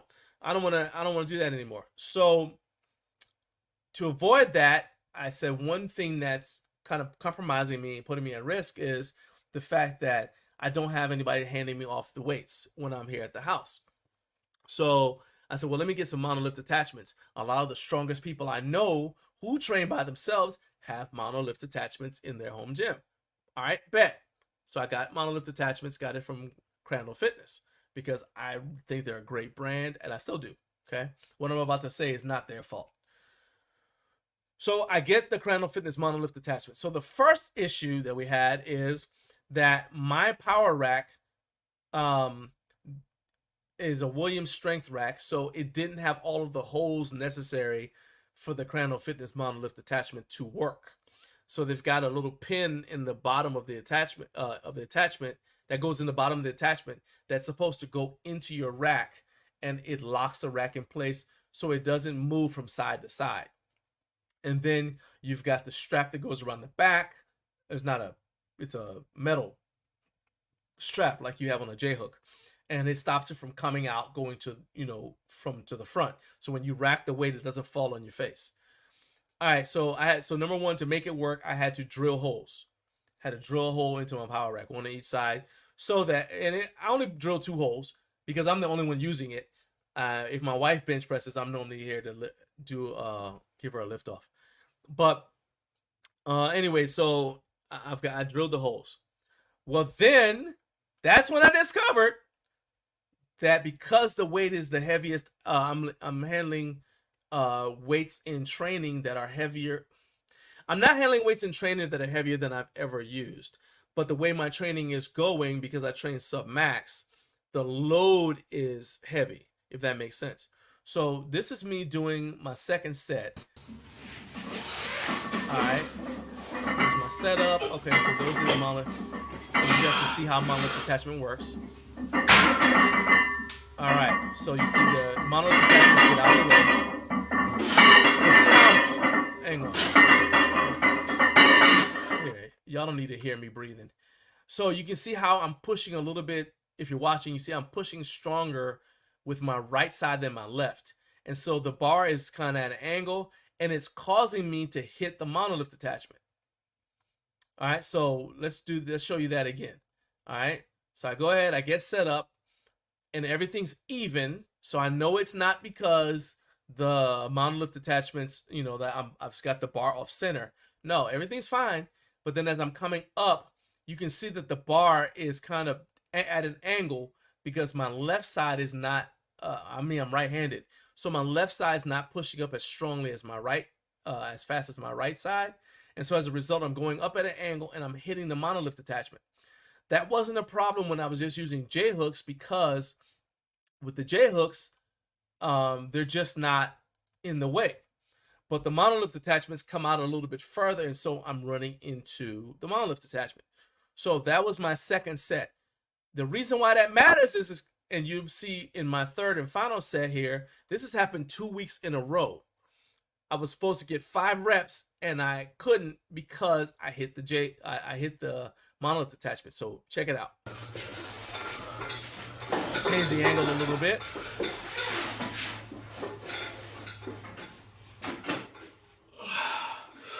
Get that sound off.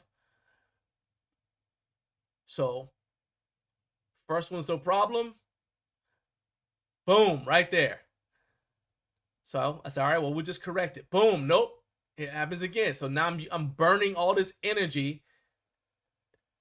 And last week I tried to do it again, and I tried to go again and just try to get the missing 2 reps. This week I just said, no, I'm just gonna cut it short right now because I didn't know what the problem was.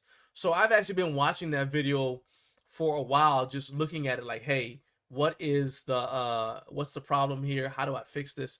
I don't know if you guys, if you're in the chat and you've got experience with monolift attachments, and you've got any suggestions, go ahead and throw them in there. If you're watching a replay, feel free to drop a comment and let me know what you think about the situation. But it seems to me that what I need to do is, it's not a case of the weight being too heavy, because I'm obviously doing it.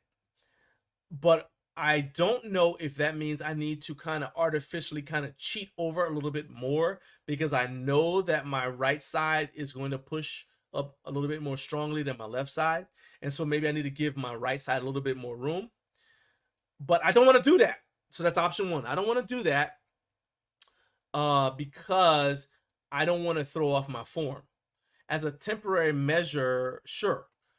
but I don't want to long term throw off my form because you know, I'm kind of like off to the side. You know, I'm off. I don't want to throw myself off because I'm offset too much. So that's option one. Option two is to just slow down my right side a little bit, which is what I would have to do if I were in a powerlifting meet. Because in a powerlifting meet,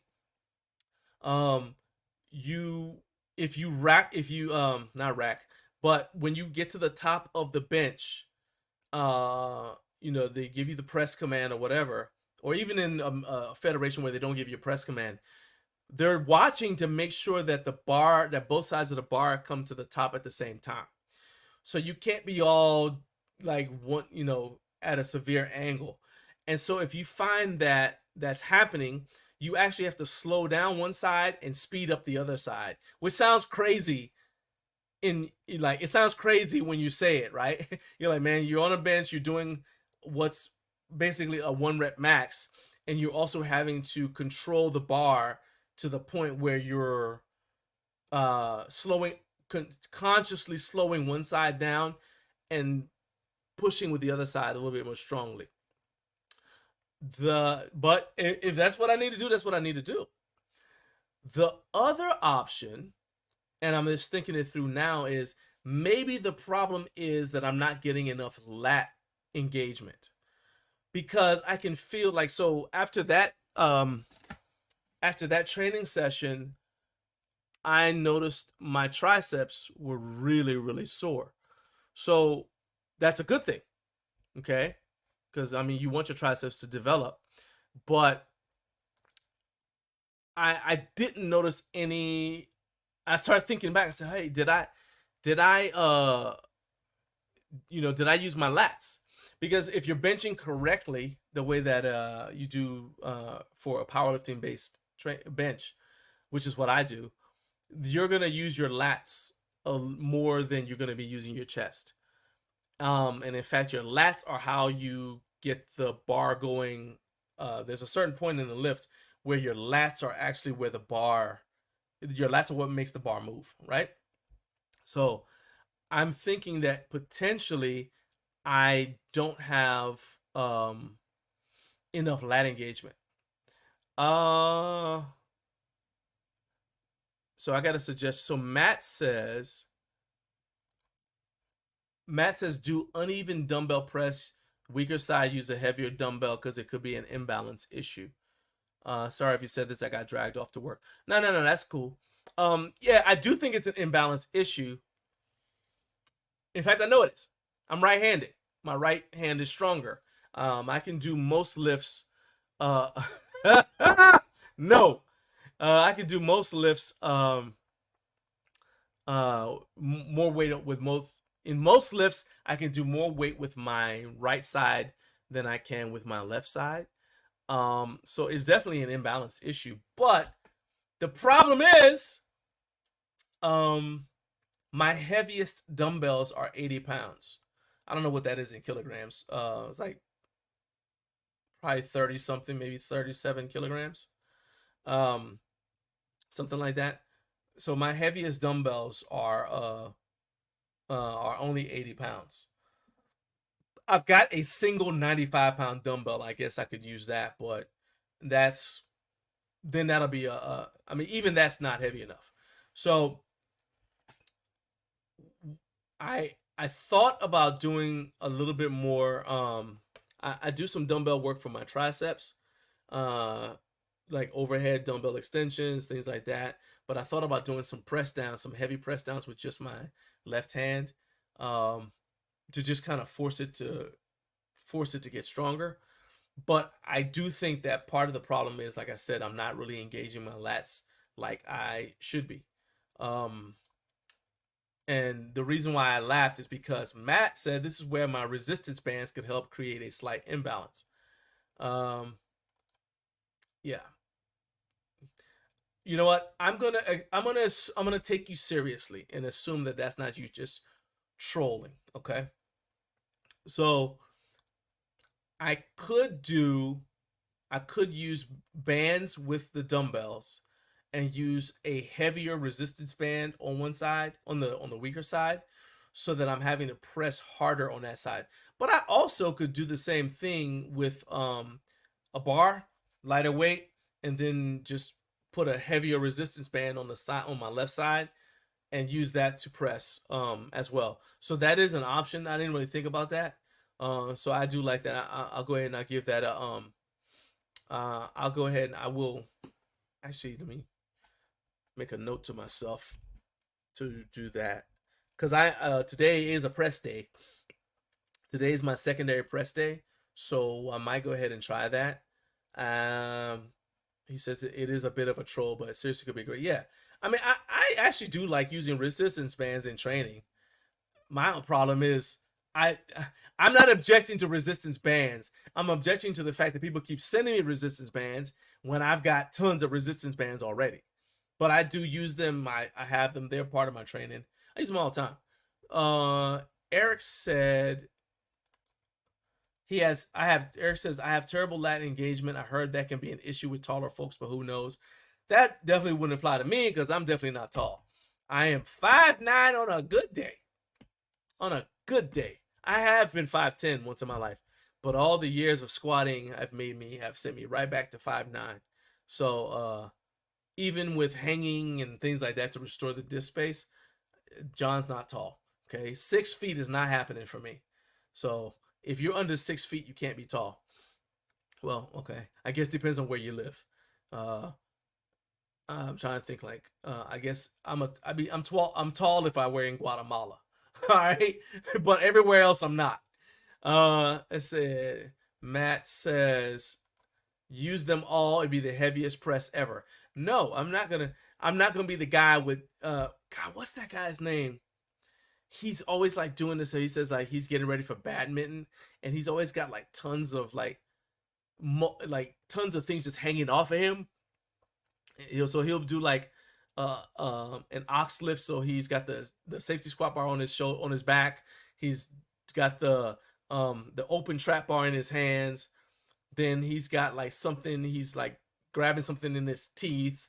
It's just weird. I forgot his name. If you guys know who I'm talking about, go ahead and post it in the chat.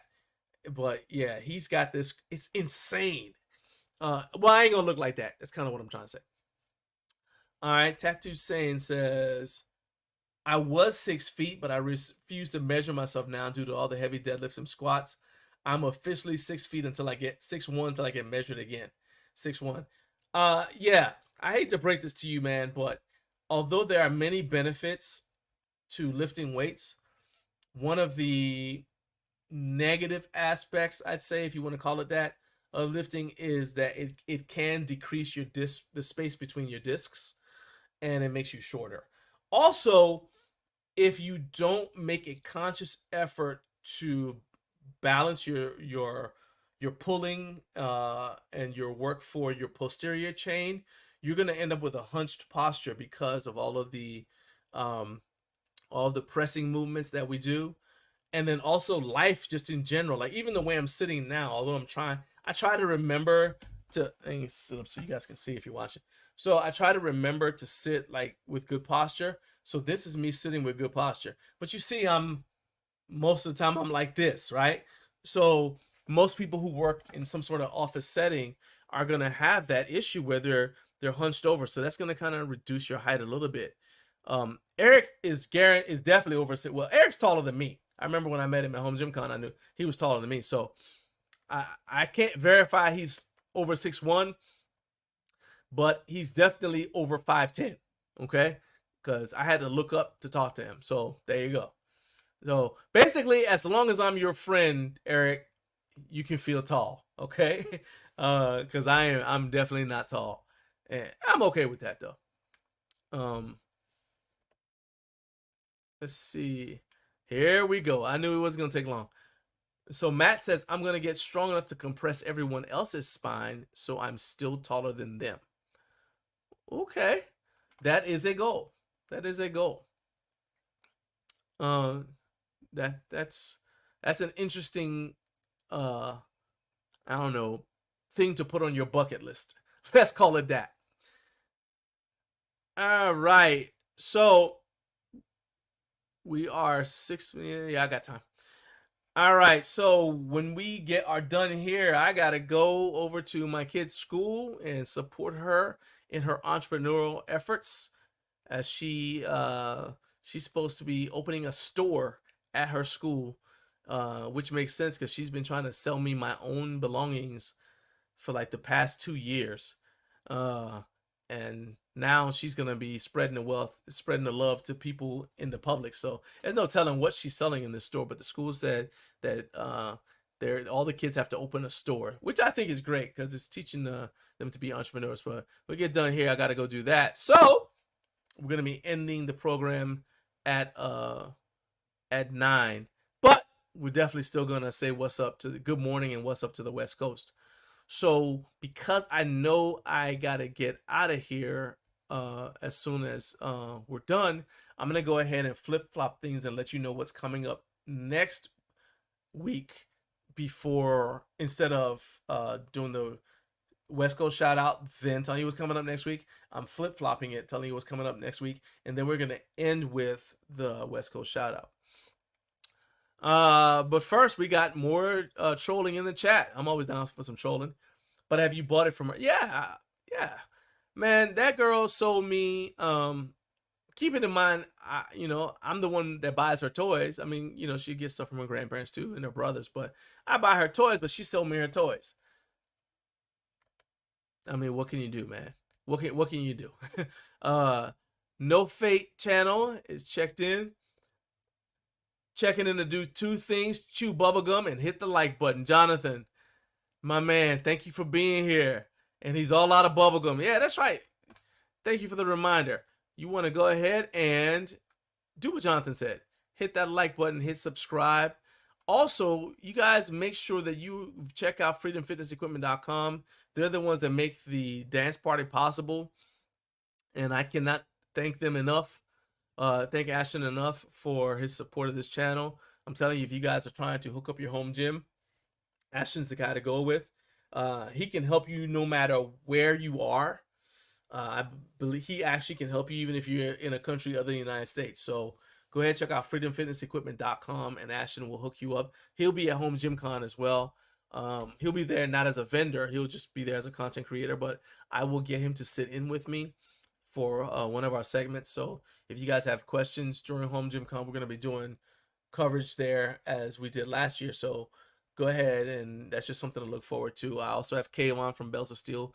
It's going to be sitting in with me at Home Gym Con for a little bit. So if you got questions for him, you guys can go ahead and pass those on as well, because you're not just going to get to see what's going on at Home Gym Con, but I'm also going to try to get you guys access to talk to some of the people who are there at Home Gym Con, because you can't, if you can't be there, I'm going to try to help you get some of the experience, and hopefully next year you'll be able to be there.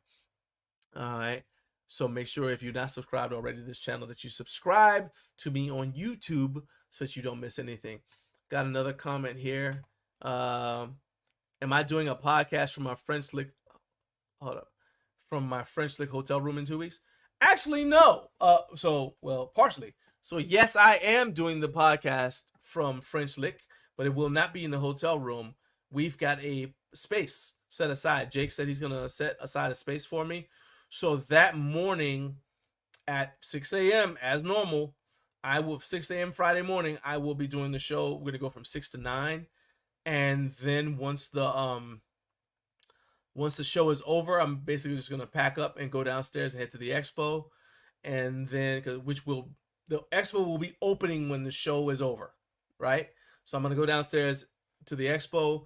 Tim from Gym Crafter will be with me. So we'll pack up everything and get it taken downstairs, and we'll set up to cover the Strongman Showdown. And then after I'm set up, then I'm going to go around and I'll talk to the different vendors and also check out some of the equipment that's there, play with some of the toys that are there. And I'll do the same thing the next day as well as covering the deadlift party. But the short answer to your question is yes, the Way Too Early for Friday podcast will be streaming as well during Home Gym Con, or more specifically right before Home Gym Con, because Home Gym Con officially opens after the show is over, but I will be there. So actually, Eric, if you want, you can come on. You don't have to heckle me from the crowd. You can come on down and just wake up early enough, and you can come on and hang out with me in the during the show, and that'll be actually a good opportunity for us to talk about, you know, your invention that you are gonna have at Home Gym Con. So that'll be cool. So yeah, let's do it. Let's see here. Carlos said that's awesome. Am I streaming the grip competition? No, I am not. I've only been approached to cover the Strongman Showdown, and I believe that they are at the same time.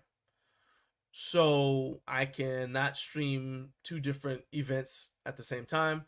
So I will not be able to I won't be able to stream the grip competition. Next year, if we have, like, if it grows big enough and we get the budget, you got to understand that for me to be able to do it, I'd have to pay somebody to come with me. So we'd have to have some sort of sponsorship to cover the cost of paying for that person to come and run a camera. And if we did get that, then I will be able to stream the grip competition and the strongman competition at the, you know, either at the same time or run them sequentially. So I could do the grip competition and then have the strongman competition right after it, or vice versa. Atu saying says, I saw French Lick and thought you were going on holiday to France. I was going to welcome you to my time zone. No, I've been to France twice, but no, French Lick is in Indiana. It's the home of the great Larry Bird, who is unfortunately not going to be at Home Gym Con, but he is from there. And I already addressed that. All right, so it is 9 o'clock. Shout out to the West Coast. Thank you for waking up and joining us. So this kind of ruins my whole plan. I said I was going to flip-flop it, but now I'm not. Instead, we're going to do it the normal order. Shout out to the West Coast. Thank you guys for joining the Way Too Early for a Friday podcast.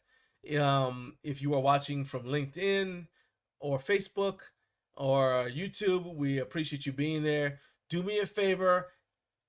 Follow, if you're watching on Facebook, follow the Facebook page. If you are watching on LinkedIn, please go ahead, connect with me, because that helps to expand my reach, makes it easier for me to be able to get the word out about brands like GORX. And if you guys missed my interview with Andrew from GORX, you can just use that rewind function to go back and watch as Andrew gave some awesome home gym business tips. And that came on at the 7 o'clock hour Eastern time. But you can just go back, and I'm going to be adding timestamps a little when this is over, so you guys can go directly to that interview. We actually ended up talking longer than I expected. We talked for an hour, and that was a great conversation, so you guys don't want to miss that. So connect with me if you are on LinkedIn, John Greaves III. If you're not, whether you're watching this or not, connect with me on LinkedIn. And if you're watching on Facebook, go ahead and like the Facebook page, Garage Gym Life. And hey, you want to do me a solid, go to YouTube and go ahead, hit that like button on YouTube, and then subscribe, because I'm trying to get to 50,000 subscribers. We have already hit the 30,000 subscriber mark. We're actually a little bit ahead of schedule in terms of that. So thank you so much for all of your support. Make sure that you guys subscribe. And if you've already subscribed, thank you. Share the video with someone who you think might enjoy it. Share any of my videos with someone who you think might enjoy it, and ask them to subscribe as well, so that we can hit our goals. And also, Carlos says, great show. You guys need to check out his segment. All right, Carlos came on and gave us some awesome treadmill recommendations. Not treadmill recommendations, treadmill movie recommendations. So it was recommendations to for movies that you can watch on the treadmill that'll make it a little less boring to be on the treadmill. So you guys are going to go and check that out. Next week, coming up next week, we have Heather Graves from VitaBody is going to be joining us. She's going to talk about her app. Her app is a good one if you are a coach, because it's going to give you the option of helping your clients with nutrition, but you don't have to do the work, right? It's a powerful tool that allows your clients to keep track of their nutrition a little bit easier. and it's a branded tool, so that's a really great thing. But then Heather's also made it available she's got another version of it that's available for the regular public. And then also I've got Justin Weeks, who's going to be coming on here. Justin is a heating and air professional who has a home gym. We've got his home gym tour here on the channel, and he's going to be coming on to answer garage gym heating and air questions to help you get ready for spring. So that's going to be a really cool show. And I am John Greaves III. Once again, thank you guys for being here. Thank you for joining us on the Way Too Early for a Friday podcast. And I will see you guys next